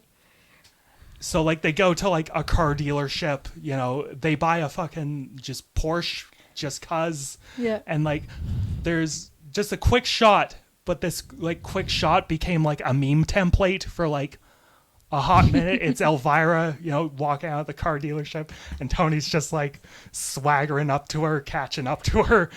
Yeah, that was just a meme for like a hot minute, and it was great. That's good. And so like there's like when Tony and Elvira get back in the car, Tony like puts her like sun hat on, and then just tries to just makes a fucking move on her in the most to put it generously.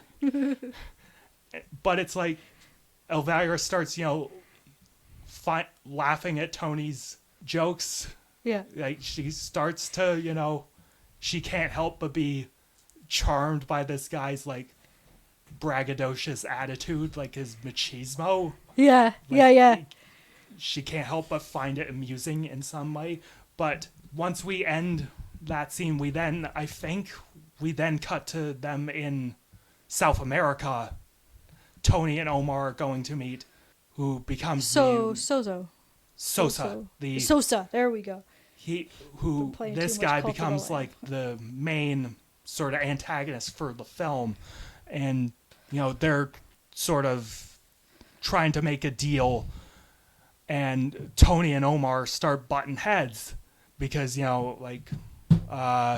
Lopez couldn't make it, and so it's just them, and like we can't really, the general rule is, if the boss isn't around, don't make decisions on his behalf without his go-ahead. So Omar's like, let's hold off on this for a bit. And Tony's like, fuck that. We're going to make a deal. We're here to make some money. We're going to make some money. Yeah, no. And so Tony just decides to make a deal without him. We also find out that Omar was a snitch. He was snitching to the feds. So he gets hung out of a helicopter. Oh, that was like... That's a fun bit of cutting around stunt work and effects, because basically F. Murray Abraham was hanging from a crane in a harness. But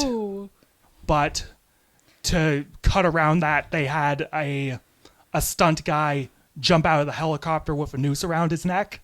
So, like, they sort of stitch these two things together in post. Oh, and it's that's like cool. It's a really seamless It is. effect. That's very seamless. Yeah, and so at this point, Tony and Sosa decide to get in cahoots. And I love that. I didn't like him anyways. You did me a favor. Yeah, no. Fuck that guy. Yeah, pretty much. And during this scene, we get a speech that sort of explains that at least Tony has some integrity, some level of, principles. Mm-hmm. I don't fuck nobody over unless they fucked me. I got only two things in this world: my balls and my word.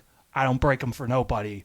And that's like, so good. Unironically, that's words to live by. Oh, it is. There's so many good lines in this film. Yeah, Oliver Stone, baby. He's a good fucking writer. Like, it's just holy crap. It's so good. And then, like, when they come back, Lopez finds out about everything that's happened, and he's fucking pissed. But Tony's like, I made a deal. We're gonna make a fuck ton of money. What's the problem here? Omar was a snitch, but Lopez spells it out, the guys that last in this business are the ones that stay low key. They don't go for off. the chica, they don't go for the champagne. Yeah, no. Like, all the guys with the flash and all that, they go out in a blaze. And like, Tony doesn't care because he wants all that. He wants it all. He wants it all. And I'm sorry, that actually showed up on the mic. Whatever. Like, I was coughing throughout the last episode because I don't think it.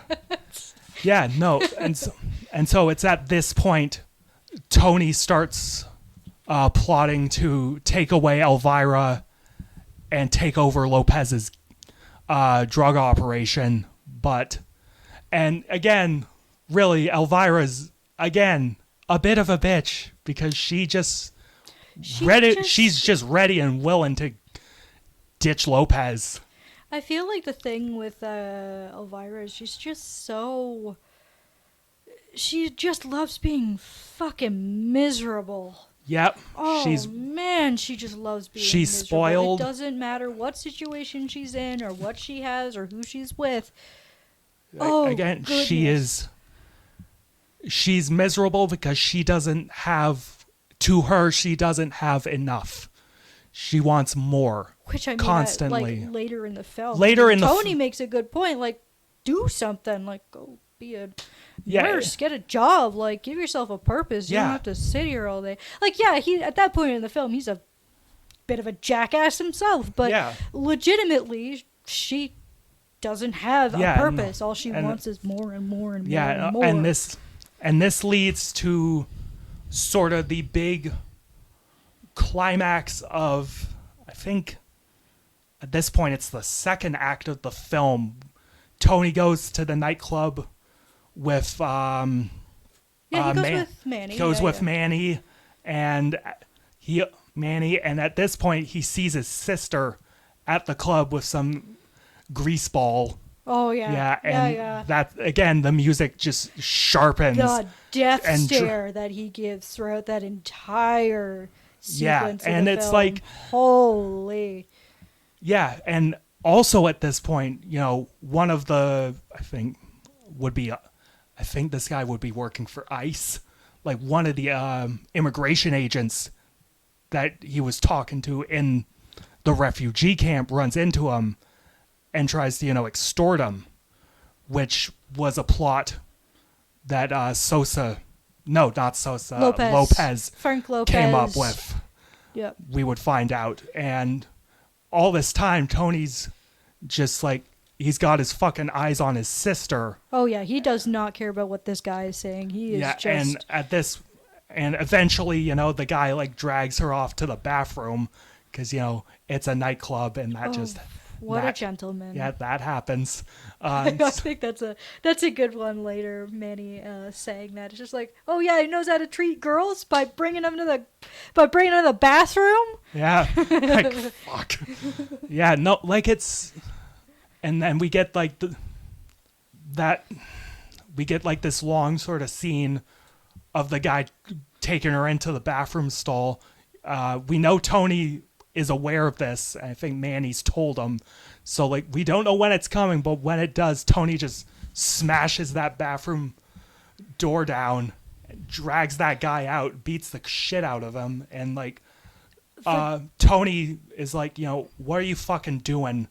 Go home. Like, get out of here. I don't want you around this. And Gina's like, you know, oh, I'm a big girl. I can do what I want. It's my money. crazy. And it's like, that's when Tony fucking like slaps the shit out of her, which, you know, is the point when he's gone. Like, I think that might be the point where he's been fully corrupted Yeah. by like the world, because, you know, even if the intention was pure, because He doesn't you know, want his he sister wasn't- getting hurt, and he doesn't want her getting like doesn't all want her dragged into this. Dragged into his business. That's a noble and- intention, yeah. but he's overprotective and like overbearing of her. Like, Oh, he- and that'll come to a head later. yes. Holy shit. And then we get this.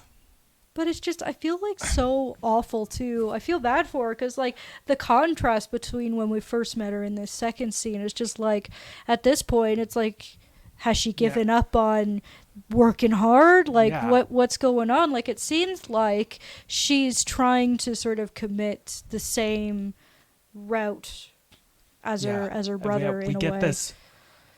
Yeah, like, and then at this point, Manny is driving her home, but Tony's still at the club, and you know, he runs into Elvira and Lopez, and at this point, you know, him and Lopez aren't on good terms.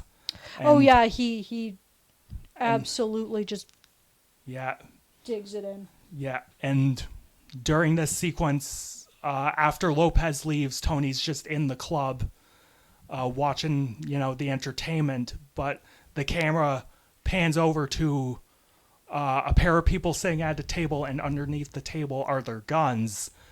We've got hitmen in the building, and we just get this sequence of cross-cutting with Manny talking to Gina, but Tony's in the club, and he doesn't know that these hitmen are after him. And what I love about the moments in the club is like the use of music, because there's like two fucking pieces of music playing on top of each other. There's like this fucking club banger playing, and then there's like the ominous synth music underneath it, and it's like just it's such a cacophony, like it's so overwhelming, like you're just so on edge during this scene. And like and if you've noticed during the scenes in this club, there are a lot of fucking mirrors and glass in this club. Like Brian De Palma really went all out on the mirrors, and like there's some great shots throughout this sequence that make use of the reflection. Like it's so good. But yeah, then the hitman tried to kill Tony, and it's such a great, cacophonous set piece of extras just running around, guns going off. The guy in the giant, mascot costume gets shot for his troubles. Oh, so, poor guy. Poor guy was just there to work. He was just there to make people happy, and he got shot. Yeah, no, oh, and then... man, I'd be so pissed off if I was at the pearly gates. Just like, really? Yeah, no. Like, it's...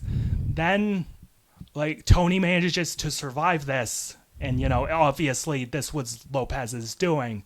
So Tony decides to call up Manny and say, I got... Someone tried to kill me. It was Lopez. Let's get this guy. And so, and at this point, Elvira is, I think, pretty much fully in on Tony. Like, they're going to get married. They're going to rule, Miami.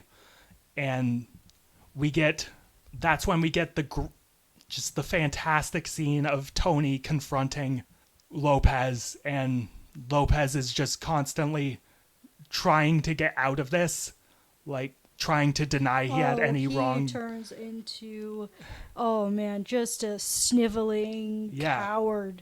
Yeah, no, he can't. He's just trying to say, I didn't do this. I had nothing to do with this.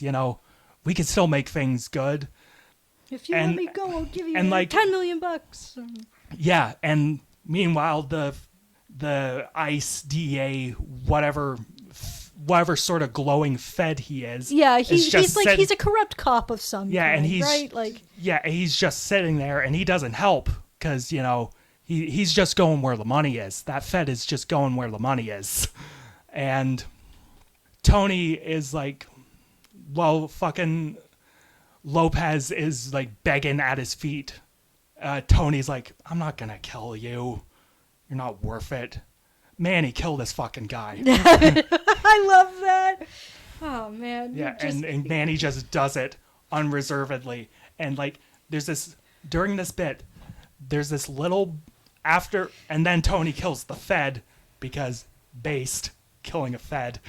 I do not condone the killing or violence towards federal agents. I just wanted to make that clear. That was a joke. Yeah, kill the Fed in Minecraft. Yes.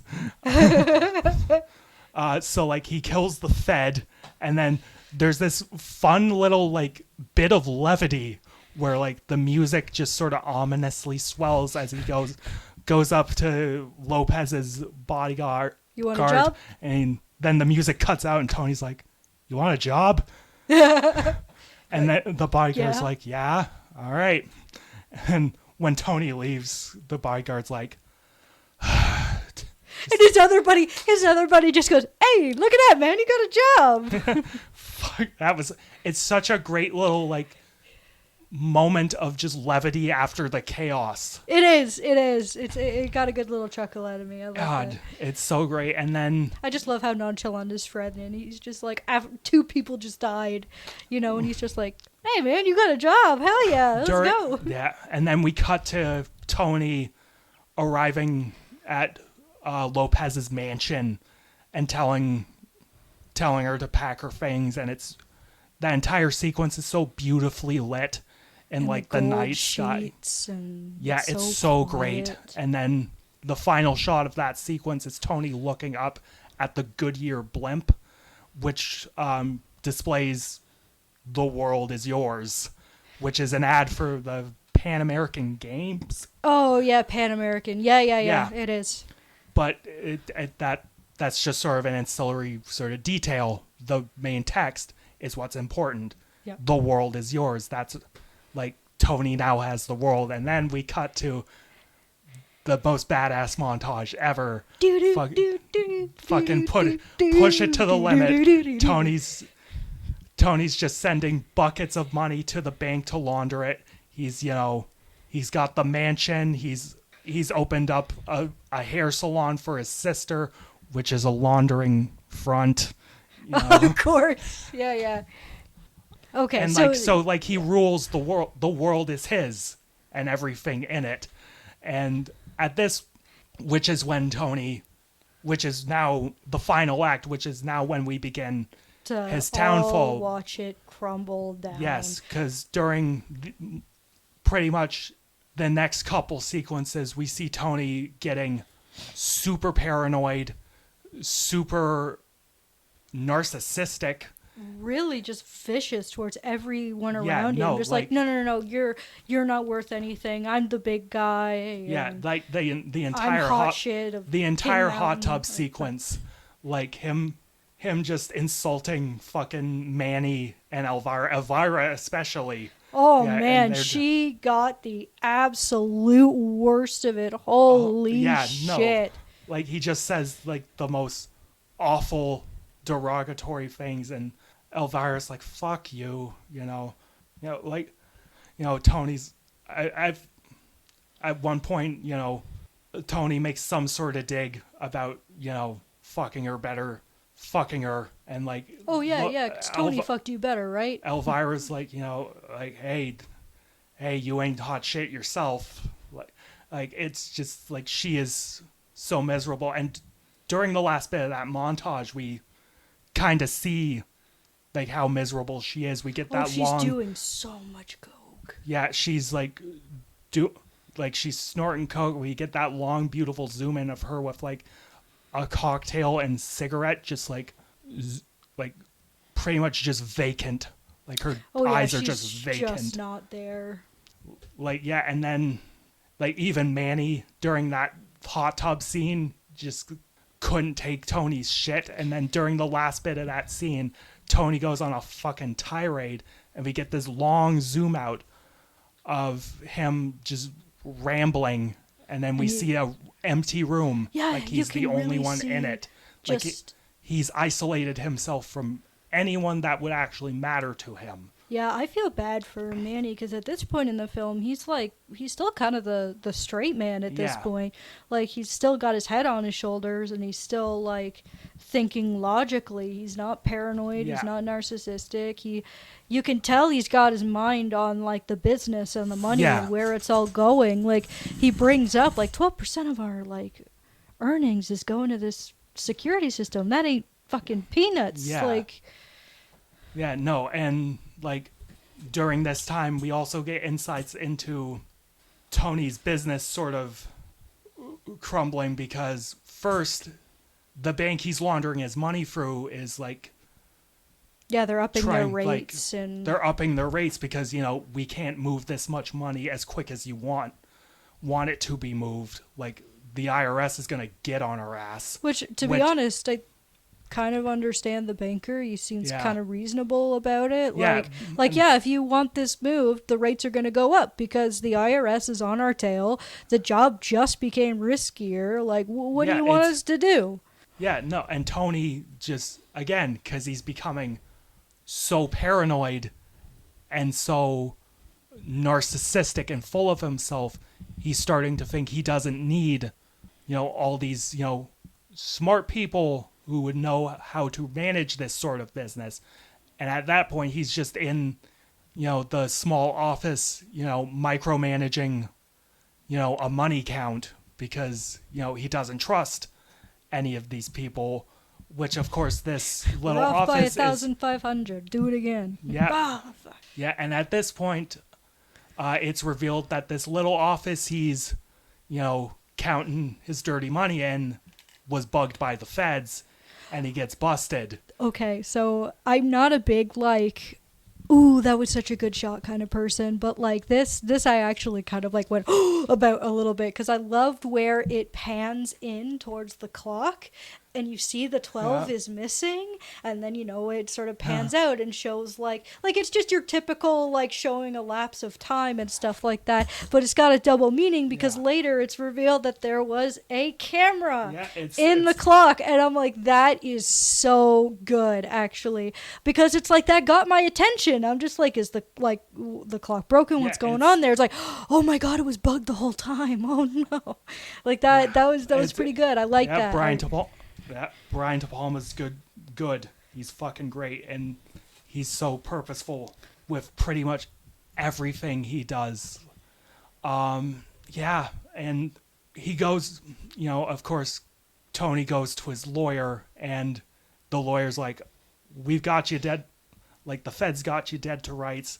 The best we can do is probably like 5 years, I think, for like tax evasion. Yeah, 5 years, but Tony's, you get out in 3. And Tony's like, fucking no, I'm not going to prison.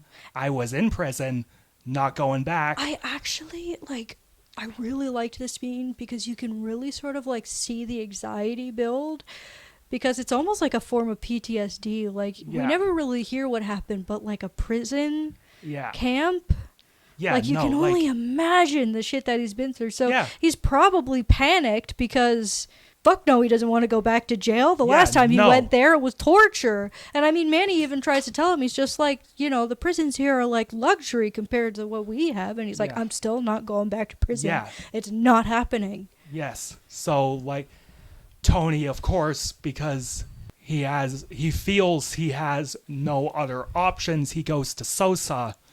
And Sosa introduces them to all the crooked politicians and feds, and Sosa explains, and he shows him a newsreel, a news interview of a whistleblower within the CIA who is explaining, the CIA has been working with drug cartels to fund our war with communism in South America, which is an actual thing, by the way. Mm-hmm. So Sosa's like, we can make your legal troubles disappear. You just have to kill this whistleblower for us. And Tony's like, fine. And it's after this sort of plot scene, which is very nicely shot, we get this great series of cuts during this interview as the whistleblower is talking about all these elements of this conspiracy. It'll cut to the person that is related to what he is saying. So if he's mentioning the feds, it'll cut to the CIA guy. If it's mentioning all the cartels, it'll cut to Sosa. It's so cleanly edited. But after this sequence, we're in the restaurant, and the restaurant scene is so brutal. And the one thing I sort of noticed is that throughout the movie, he sort of sinks more and more into his seat. You notice that he doesn't sit as tall. Yeah, no, he sits like Tony starts sitting more and more like a slob throughout. Yeah, the movie. No, he's at this point. At this point, you could probably say he's depressed. Oh, and I don't blame him. And I mean, it's the line he says about, is this what it's all for, just to, get high every day and have a fat belly and hairy tits you got to practically have a bra for. Again, it's there's this sense that he has some form of principles and some form of value system, because to him, he worked for what he got. He busted his ass. I mean, he's a fucking murderous drug dealer. But still, to him, he earned his American dream. Whereas to him, the rest of the people in that restaurant are just old money. It's all just inherited wealth. None of them worked for it. And it's here he just fucking goes off on Elvira. I think the most notable line he throws at her is her womb is so polluted. It's just, and that's probably vile. It's so vile, and it's I guess that even makes sense to say that he'd be depressed because Yeah. he earlier in the movie he said he wanted kids, but Yeah. that's never happened. And then you Yeah. can't even blame Elvira either because she says, "You're a murderer. You're a drug dealer. What are you gonna do? Like, oh, you gonna pick them up from school? Like what kind of father will you be?" Exactly. Like, and like at this point, like Elvira's just done. She just wants nothing of Tony. Like, I think the line that often gets cited is, "I have Nick the pig for a friend. What kind of life is that?" Like, she's just broken. I mean, even though she's a spoiled, miserable woman, like, she still deserves some form of happiness. Yeah, and I can And understand Tony's not providing why that for she's her. miserable. Like, yeah, you're a bitch, but like, damn, I get it. Like, Yeah. I wouldn't want to have a kid with, Fucking Tony Montana. yeah, because Yeah. it's a dangerous life. Yeah. What could possibly happen to that kid? Are they going to get into the same stuff? Are they going to be a target? Like, there's just too and- many variables. Yeah, and like at this point, Elvira leaves. Manny goes,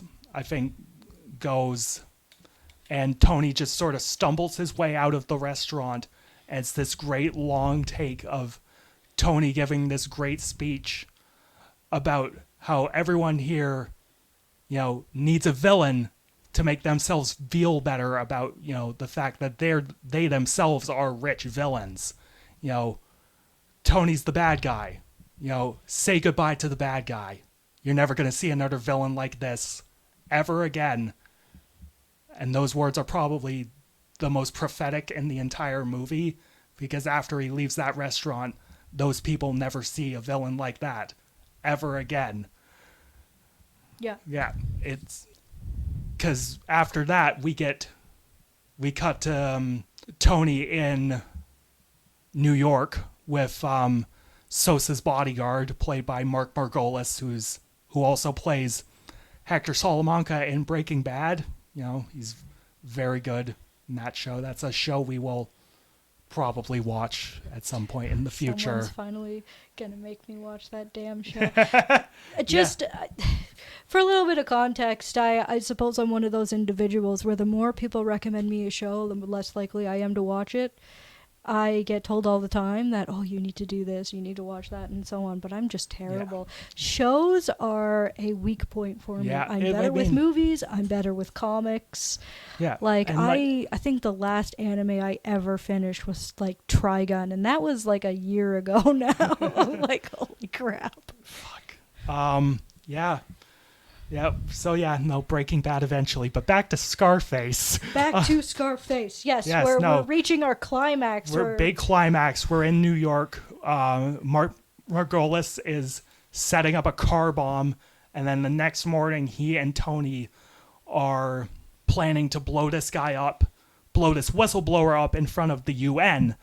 But the thing that goes wrong with this plan is that the whistleblower's wife and kids get into the car, the rigged car, and Tony's like, what the fuck? That's not supposed to happen. And of course, Mark Margolis and Sosa don't fucking care if the kids and the wife are in there. And, Again, Tony loves kids. Yeah, Tony loves kids. And again, Tony has values to some extent. Like, he'll do some heinous shit to get ahead, but he won't kill kids. Yeah. Yeah. So he's not about to separate or pretty much destroy this entire family. Yeah. No. So we get him and the bodyguard driving through the New York streets on the way to the UN, and it's such a tense, I should say, chase, and it builds and builds to the point where Tony just says, fuck you, and shoots Sosa's bodyguard. And if... You should have fucking listened to me. I told you. Yeah. I told you. And what did you do? You still wanted to do it anyways. You'd still be alive right now. Yeah. Yeah, that rant is... holy. Yeah. And this pretty much is the beginning of the end if the beginning didn't happen sooner. Because Yeah, I feel at like this this point, is like the turning point, and then the actual like full nail in the coffin is essentially what comes next with his sister. yeah. So we cut back. So Tony's getting back to Miami, and he's like, "Where's Manny?" And like no one knows where Manny is, and he goes to his mom because he also doesn't know where his sister is, and the mom is like, she's staying at this house. She's staying at her house, and you know, Tony finally gets there, and he runs into Manny at the sister's house. Well, I think And no, then it is Manny's place. It's Manny's. Yeah. Apologies for that mistake. But yeah, no, he gets to Manny's place, and then he sees the sister at the top of the stairs, and everything goes slow motion. The music just sharpens and drones, and then Tony kills Manny, and That was so. we get the tough. slow motion shot of Gina, just her face going from happiness to sheer fucking heartbreak and terror. It's so brilliantly performed.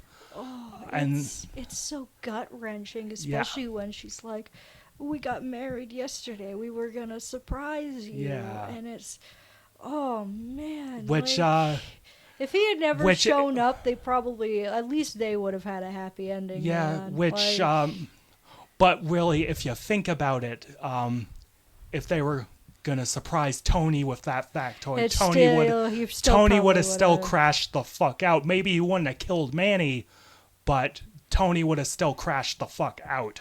He's Just not as hard. Way too paranoid about his sister. Yeah, and then we head back to the mansion where Tony just starts crashing out more. There's like, cocaine all over the desk. The Yeah. packages are just spilled open, Like- and after Sosa calls him and is like, you know, I told you long time ago not to fuck me. And then we cut back to Tony just screaming into the phone and smashing it. yeah. Like it's And then that cable or the car that he was, or the van he was so paranoid about, yeah. opens up and all the Like- people spill out with their guns. Yeah, and we just get this cross-cutting sequence where all these like hitmen come out, you know, swarm the mansion, all while Tony is just sitting in his office, and we get this brilliant shot of him in front of his desk, this zoom out of him just vacantly staring, and the more it zooms out, we get this mountain of cocaine on his desk, piles of cocaine. the gold like he's- desk, just the Yeah, like he's insanely just- beautiful room, like how it's extravagant just- it is. It's decadence, it's excess, like he's just drowning in his success, like, and it's not what he wanted, really. It's this all there is to it? And then as this is all happening, Gina makes her way into the room and is like shooting at Tony with a revolver, all while she's, you know, broken Oh, she's down, having pleading, a psychotic breakdown. like, She's is like, this "Oh, what you want? Do you want to fuck me? I'm all yours, Tony." And then, oh, 'cause he just ruined her life." Yeah, Oh my god.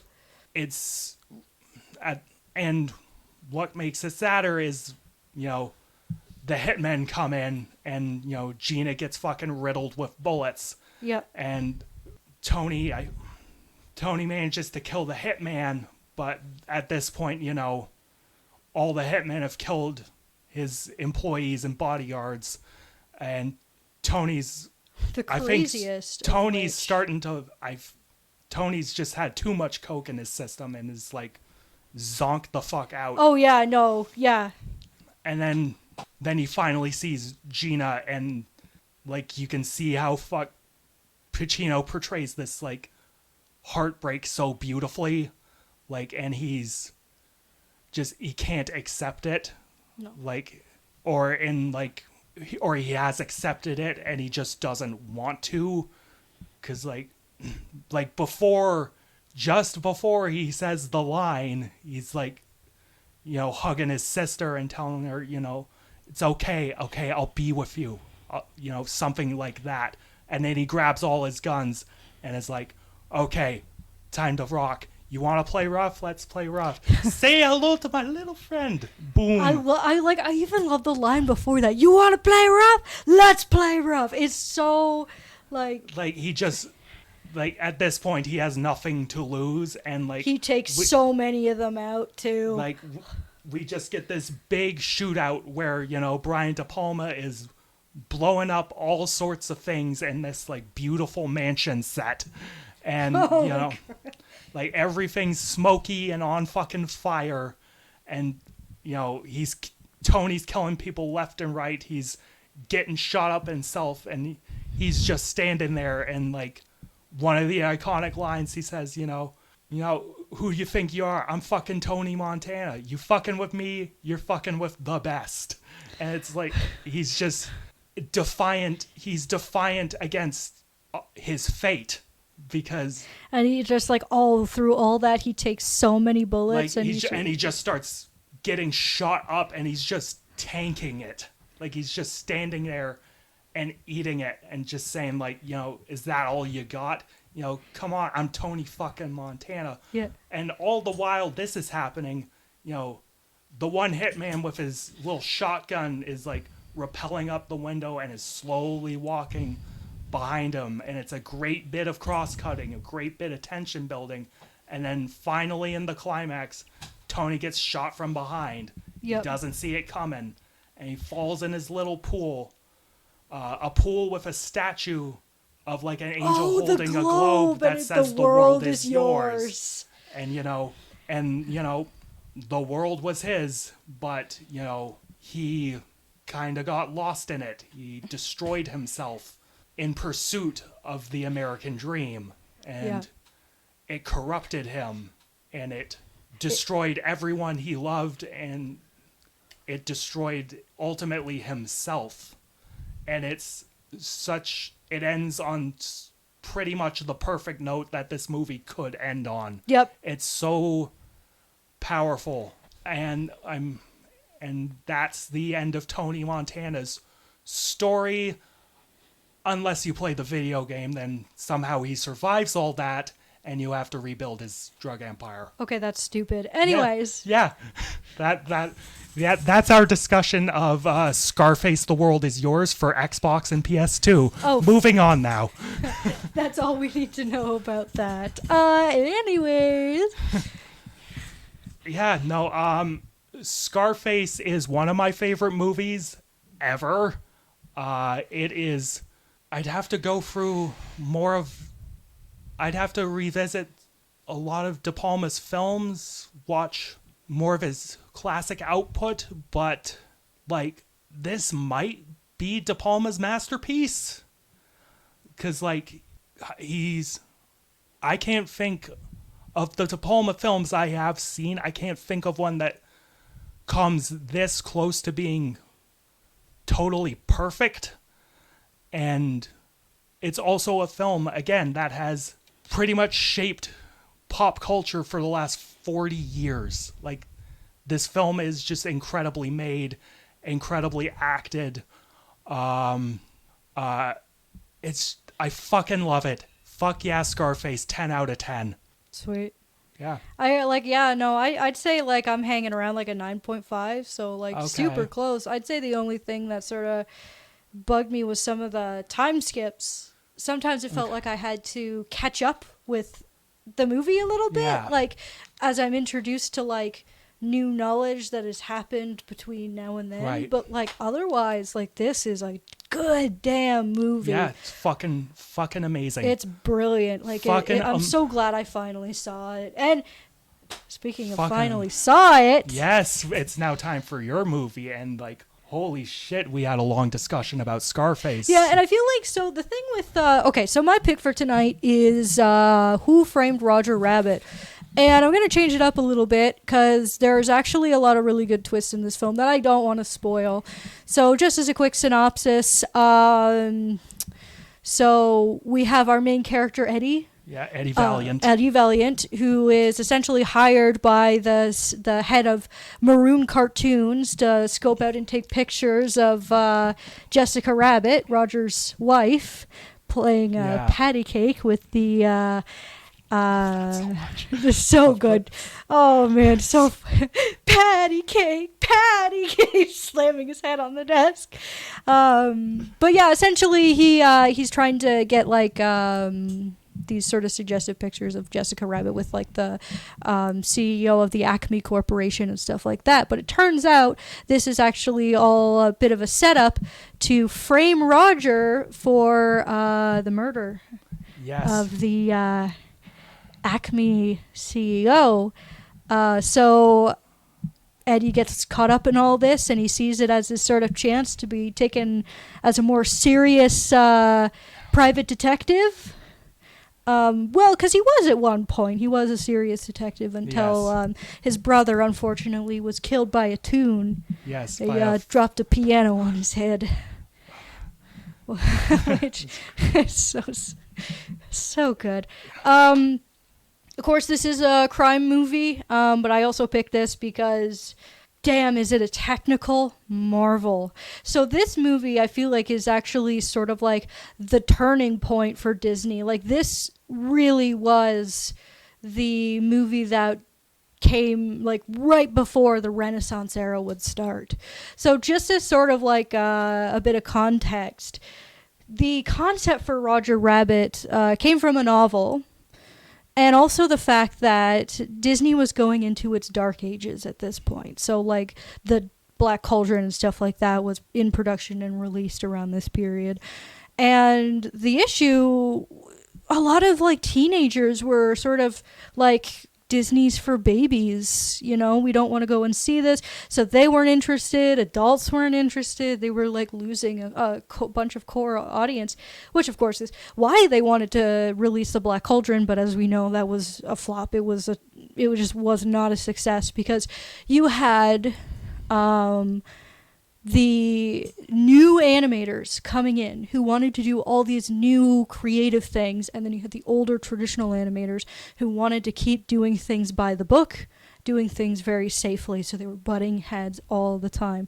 Of course, some of these animators we would eventually come to know, like Don Bluth, who would eventually, you know, leave and, you know, produce movies like Secret of Nim and so on. And then, of course, some other animators would also leave and go to Warner Brothers instead. So there was this fear that animation was just going to be relegated to like Sunday morning cartoons, and that was it. Like, people were legitimately afraid that it would not be a thing in the theaters anymore. So the goal of Who Framed Roger Rabbit was to sort of make a more mature animated film that would put people in seats, and it worked. So if my recommendation, because there's a lot of history behind this, Yesterworld Entertainment has like an hour 20-minute video that really goes into depth about the history of the movie and all the times it almost got canceled and all the things like that. I'm just going to sort of like focus on the technical side, all the sort of things that they revolutionized in the film. But yeah, really look into the history of Who Framed Roger Rabbit. It's really, really fascinating. But yeah, this movie is a technical marvel. This is the big movie to really mix, like, it wasn't the first, but it was that big movie that really pushed what you can do with mixing live action and 2D animation. Yes, absolutely. It was pretty much one of the first like major wide-eyed like holy shit moments I had with this film, because after we do this like Looney Tunes bit, which is like a fun little like pastiche recreation of those cartoons visually. Oh, the opening is so it's good. so the funny. Perspective shots and it's the again, opening is so good. It's such a fun like pastiche recreation of those old cartoons, and then we hear cut, and then we find out, you know, this is a film studio, and the baby's got like a fucking gravelly old man voice, which is great. That baby's great in the movie. I got the brain of a 50-year-old and the dinky of a 3. That line fucking sent me into orbit. Holy shit. Because once we reveal that, this is in, the real physical world, like all these toons are inhabiting it, we see, and we also get introduced to, Eddie Valiant and his job. And we also get introduced to Roger as well. The shot that pretty much sealed my love of this film was when Eddie Valiant exited, I think, Maroon's office and went on to the back lot. And it was this long pan as Eddie was walking through, and all these cartoons were like walking around with him. And it was just, again, it was so seamless. Everything blended in so beautifully. Like everything, all the animation in this film blends with the live action preposterously well. Like even like when those weasels like were holding actual physical guns, it didn't look like awkward, or it was so good. Like you could maybe discern like how they were pulling this off, like intuitively, but it's nonetheless impressive. Hell, it's probably even more impressive how they actually did it. Oh, and I got the goods. Okay, that's good. All right. So I really did some research into how they did this, because there were so many moments in this movie where I was like, how the hell did they get this to work? So originally, back in the day, before Who Framed Roger Rabbit, there were two big, I think there was like 3, but the two major of the rules when it came to mixing 2D with live action was don't have them interact with a lot of objects, and don't do complex shots. And Zemeckis just went, fuck that, which is why the movie has such complicated shots in it. And he actually came up with the effects team and so on, it came up with these really ingenious ideas of mixing puppetry and robotics. So, for example, the scene where Roger has like a glass of water or like the alcohol and he drinks it, essentially that is a mechanical arm that did the action, and then the animators drew on top of it. So they were able to pull it off by just... That's impressive. It's so impressive. The octopus in the bar was puppetry. They got a bunch of marionettes to sort of pull strings and move them along. And the bar itself was actually 6 feet above. So there were people underneath with like poles and stuff for the plates for the penguins. The piano that Daffy Duck and Donald were using were all rigged up. They had mechanical pieces in them for the keys to be pushed down. That's fucking impressive. And there were like mini explosives. There were like things that were pulled and pushed. Like they really considered everything. And when it came to the actors, they would have these rehearsals with rubber dolls of the characters, and then they would do it again. Of course, it wasn't perfect. Yeah. So the main actor for Eddie actually did an incredible job.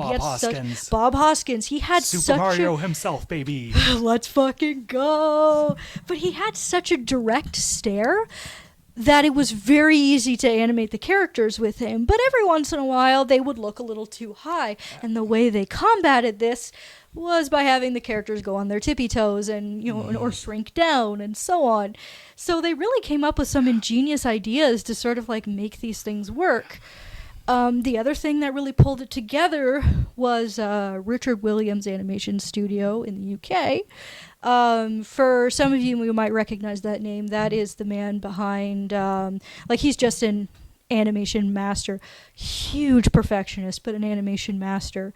And he was, at the time, developing The Thief and the Cobbler. And at first, he did not want to work on this movie. He was like, hell no, I'm not doing this. Until Spielberg and Zemeckis were like, okay, but you can use this to fund The Thief and the Cobbler, especially if this gets nominated. And he's like, okay, all right, fine, I'll do this stupid rabbit movie. But his studio had perfected a shading and lighting technique for putting 2D animation in live action. It was actually a sequence that took them a year to do, from The Thief and the Cobbler, and a Fanta commercial that would actually get them hired. So their technique with the with some help from the effects team, what are they called again? Leighton, the same people who worked on Star Wars, I believe, but they would all group together to make it all possible. Of course, they would have to deal with Williams' perfectionism that he was known for, unfortunately, but they had a technique and it worked. Those Fanta commercials just drove the point home, and it's just been like, no movie has ever blended 2D animation with live action as well, even 3D animation, as well as Who Framed Roger Rabbit. Like, there'd be so many movies that would come after, and they just don't get it because they don't quite have the eye for detail and care, because a lot of this, it took so much effort. Like, for example, another thing that was really, really cool that I noticed is that there's a dusty chair in Eddie's office because that's his brother's chair. Yeah. He hasn't moved it. And if you notice, Roger touches it. And when you lift up his hand, there's the outline of his fingers on the top of the seat. Like, they considered everything with this. It's so good. Like, it's just such a shame that, like, so many... This is what I find is so ironic, and this is something that I love actually so much about this movie in particular, is that it feels like the message, the idea that cartoons are not taken seriously is sort of transformed into this sort of racial metaphor into the movie, because there's sort of like a bit of segregation going on between humans and toons, because they're like, oh, they're toons, you can do whatever you want to them, and they just don't take them seriously, which is kind of what the problem is in the real world. People don't take animation seriously, which is just such a shame. So, you would get these combination movies in the future, but nobody takes animation serious enough to make it fucking work. That's an interesting angle you came from with sort of the whole premise of toons and people living together, because I was going to say beforehand, one of my favorite aspects of this film is Bob Hoskins. Oh, he's so good. He is one of the hearts of this film, because what I love about it is that he is playing it straight. Like, he's being a, grizzled film noir detective, because a lot of what this film is just, fun parody, like spoof of, 40s and 50s detective movie pastiche. Like, it's cute. And but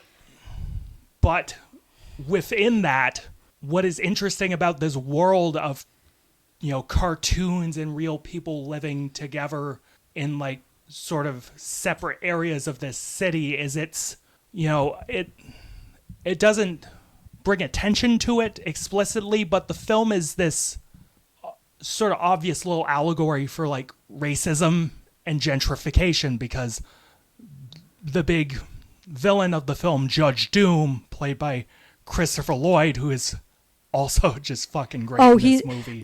Actually, a fun fact about that, they had originally planned to do Tim Curry, but when he came in for the auditions, they're like, you're too scary, we can't do that.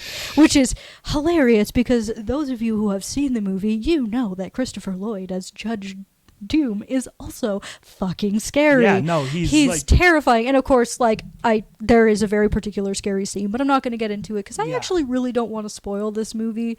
I really, really highly recommend that anyone watch this, especially if you're a big fan of animation. Okay. I want to focus more on there's a good twist at the end. There is a twist at the end, and it is really well presented, and in many ways it is a little unsettling. Oh, it's so uncanny. It's so uncanny and disturbing. I remember as a kid I had to skip that scene. I had to. I couldn't do it. Oh, though this is a fun fact. You're actually going to like this. You want to know the first 2 words my stepfather ever heard out of my mouth? I can imagine. I walked up to my mom and I'm like, "Hiya, toots!" That's the first thing my stepdad ever heard out of my mouth. I was really small watching Who Framed Roger Rabbit. Aww. But I remember I had to skip the ending of the movie because it was just too scary. And like even as an adult, I'm like, holy shit. Yeah, it's kind of like when I was watching Coraline as an adult, I'm like, holy shit, this is fucking terrifying.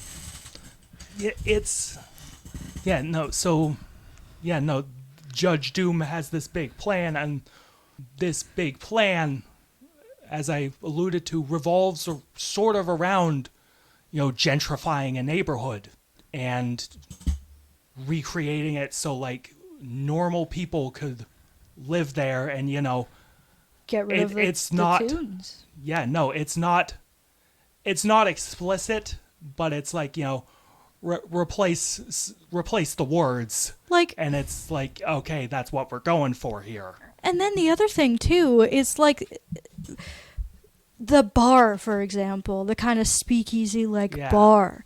Tunes aren't allowed to be patrons there. They're only allowed to perform there, which is something that has actually happened in history. And I love how subtle it is. Like that metaphor is there. And I suppose at least my perspective on it, especially with how they talk about tunes and so on, it almost feels like they took the concept of people not taking animation seriously and turned it into sort of like this segregation metaphor, because it's like, whatever, these are just tunes, who cares, they're not like us, you can throw them around, whatever. What was the other thing that I was gonna get onto? And I think that also is exemplified actually by Roger, because he actually has some pretty profound things to say in the film, because he's really, really silly throughout it, but he's like, all I want to do is just make people laugh. That's my job. That's what I want to do. I'm not a killer, I'm not like he really like starts out as like this caricature, but then you find out he's actually more complex than that. Mm-hmm. And, of course, my other favorite thing about the movie being Jessica Rabbit, and the fact that you think she's a bit of a hussy, but she loves her husband. It's not her fault that she was drawn that way. And she'd never cheat on her husband or do anything like that. It's Roger and Jessica Rabbit are obviously the utter hearts of this film. Oh, goodness, Roger Rabbit, voiced by Charles Fleischer, I think that's his name. Who dressed up in a rabbit suit the entire time. That's incredible. It's good. That's it's great. So good. He's so energetic, so dynamic in this film, and Jessica Rabbit voiced in an uncredited. Yes, it was uncredited, actually. Uncredited performance by Kathleen Turner. And, like, her reveal is so well presented, because throughout the first bit, like, you don't know what Jessica Rabbit looks like. So, like, Bob Hoskins just assumes, like, it's a rabbit. You into rabbits? Like, yeah, because the Acme CEO is, like, so excited. He's just like, this man's into rabbits. And then she comes out and she's this redhead fucking bombshell. Skimpy dress, large rack, like she's fucking 10 out of 10. This is another thing that is so fucking cool. So when she grabs his tie, if you look really closely, there's a slight red reflection on his suit and his face from her dress. Okay, god damn. It's so good. It's so good. It just her grabbing the tie is so incredible, and putting her hand in his suit, and like all these little things, like it's, of course, another topic that I kind of want to get into as well with this is just like, this movie has a lot of cameos in it, but they feel wonderful and genuine, and they make sense with the world. Like Bugs Bunny and Mickey at the same time, incredible. But it's just when you compare that to like how movies do it today, and it's like all the like other IPs that show up in this film, it feels organic. It does feel organic. It feels they're genuine. part of a lived-in world. It feels like a celebration, not a, hey, you guys remember Bugs Bunny? Yeah. Remember Mickey? Remember Tinkerbell? Yeah. Like, it's not anything like that. It's a genuine celebration, and we're never going to see a collaboration quite like this. I think, actually, the only sort of thing that's been able to make companies play nice with each other recently is fucking Fortnite. But, Yeah. like something like Who Framed Roger Rabbit is just like a film. insane. These two combating there's- animation studios that actually said, sure, as long as our characters are on screen for as long as theirs are. Like there's, this was, it's like, again, it's, in a way it's like the Toxic Avenger, because you could not fathom making Who Framed Roger Rabbit today, or like maybe you could, but it would not be as genuine or as beautiful. Pretentious and in your, like, it'd be like Space Jam 2 or Chip. In fact, actually, to that point, if Who Framed Roger Rabbit was made today, it technically has been with Space Jam 2 and Chip and Dale. Like, those make me just want to throw myself out a window, especially since, like, the 2D and 3D animation being combined into those worlds doesn't look good. Like, as stupid as the first Space Jam is, at least it's Space Jam is it's a time capsule. It's a time capsule. It's just a fun movie. It's a fun reflection of where, like, culture was in, like, the late 90s. It's great. But then the second one is just fucking stupid. But yeah, that's, like, I really just wanted to focus on the technical side of the film, because really, this is one of those ones where it's got some good twists and turns, and I want to leave it, like, a really sort of, like, I want to leave it really vague, because I want to incentivize anyone to see this film. I mean, probably, like, this is a classic, right? So it's a good number of people probably already have, but please, if you haven't, give it a watch. I mean, there were some Disney animators who were really jealous that they weren't able to work on it, but guess what they were working on? The Little Mermaid. Roger Rabbit was essentially the first step into the Disney Renaissance, because right after that, you get The Little Mermaid, and it's just uphill from there. Like, Roger Rabbit got asses in seats. It was one of their highest sort of grossing movies for that time. People loved that movie. Like, it made them a lot of money. And, like, it's deserved. The effort that went into it, and the fact that, crazy enough, actually, most of the staff on this movie were outside Disney. Like, they didn't want, I think Robert Zemeckis and Spielberg pretty much, either one of them, or maybe both, pretty much said, we'll do it, you're not allowed to be involved. Because I can't blame them. There was so much headbutting between the older and new artists. And that was ultimately what was dragging down the company. So they're like, nope, we're going to do this ourselves, which probably is why it doesn't feel like a Disney movie, if I'm to be entirely honest, which is also why it's under the Touchstone. There we go. Touchstone brand. Because, of course, it's also a lot more mature. I mean, for goodness sake, there's a giant monkey who calls the guy a wise ass. And there's a lot of sexual tones and things like that. Lots of violence and whatnot. Mm-hmm. But it definitely really helped push Disney up after the disaster that was. I can't remember what their live action division was working on. I mean, they were all pretty forgettable, unfortunately. But yeah, the Black Cauldron, it really hit them hard. Because it feels like... One of these days I do want to talk about the Black Cauldron. Because it's a really, really fascinating sort of look into what Disney was trying to do for the time. But yeah, I'd say for me, Roger Rabbit is my 10 out of 10 movie for sure. Yeah. Like, the plot is solid, the mystery's good, the acting is awesome, the effects incredible.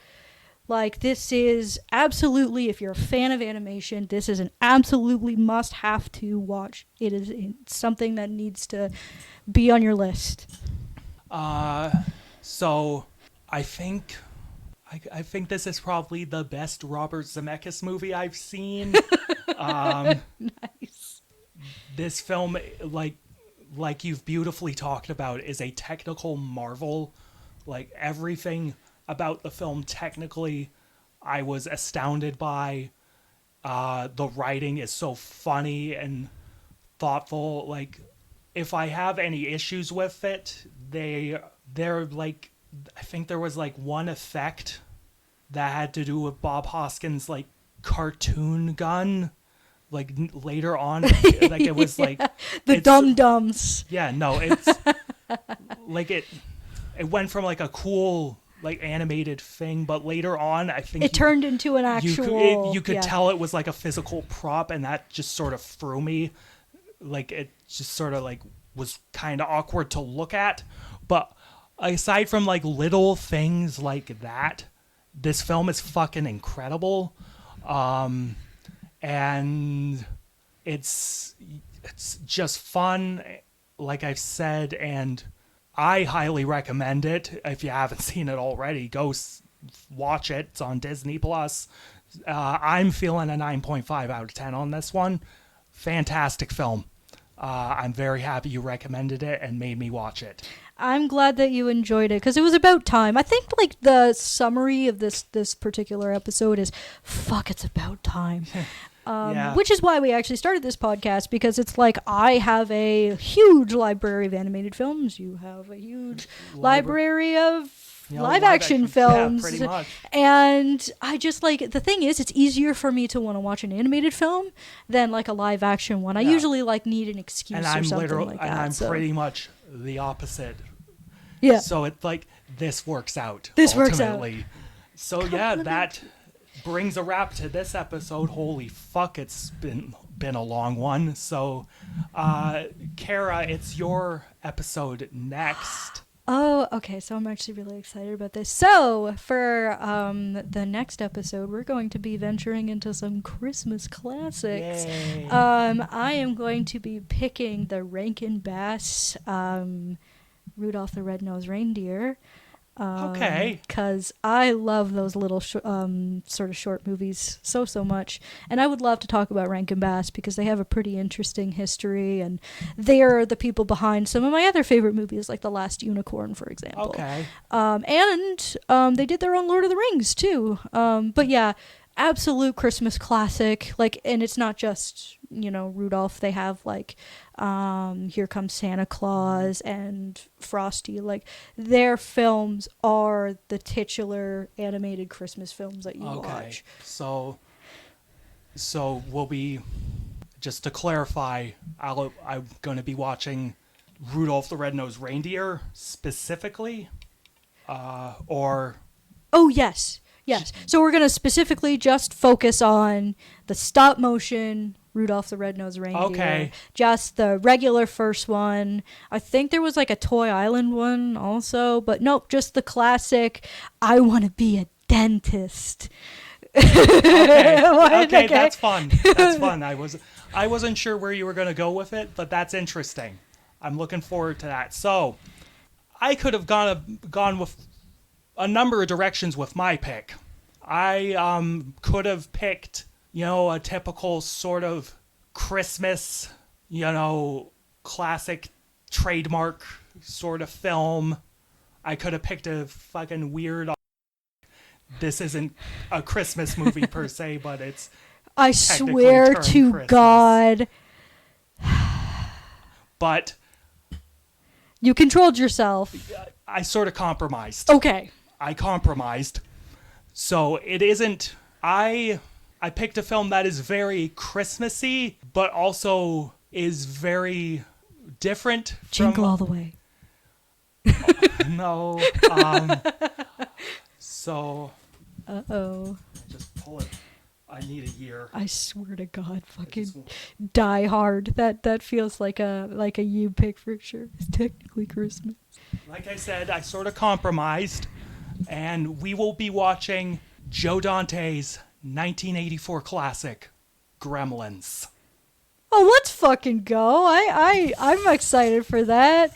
I've always wanted to watch Gremlins, actually. Yeah, it's very Christmassy, but it's Christmassy in a way only Joe Dante could do. You know what? And this is going to be a very interesting Christmas episode. So yeah, come prepared for our discussion of the Rudolph the Red-Nosed Reindeer animated short and Gremlins. So remember, kids, don't be toxic. Yeah. Don't get caught stealing. Yeah, no. And for the love of God, don't do drugs. Buckle your seatbelts. Yeah, no. Fucking. And don't frame follow people. Follow us on social media: Facebook, Twitter, Instagram. Follow us individually on our social medias. These episodes come out once a month. The next episode, our Christmas episode, is going to come out on Christmas Day. So if you're alone by the campfire, just put this on. Yeah. It'll be like you've got a couple of friends next to you being optimistic about Christmas. Oh, fuck. Yeah, no.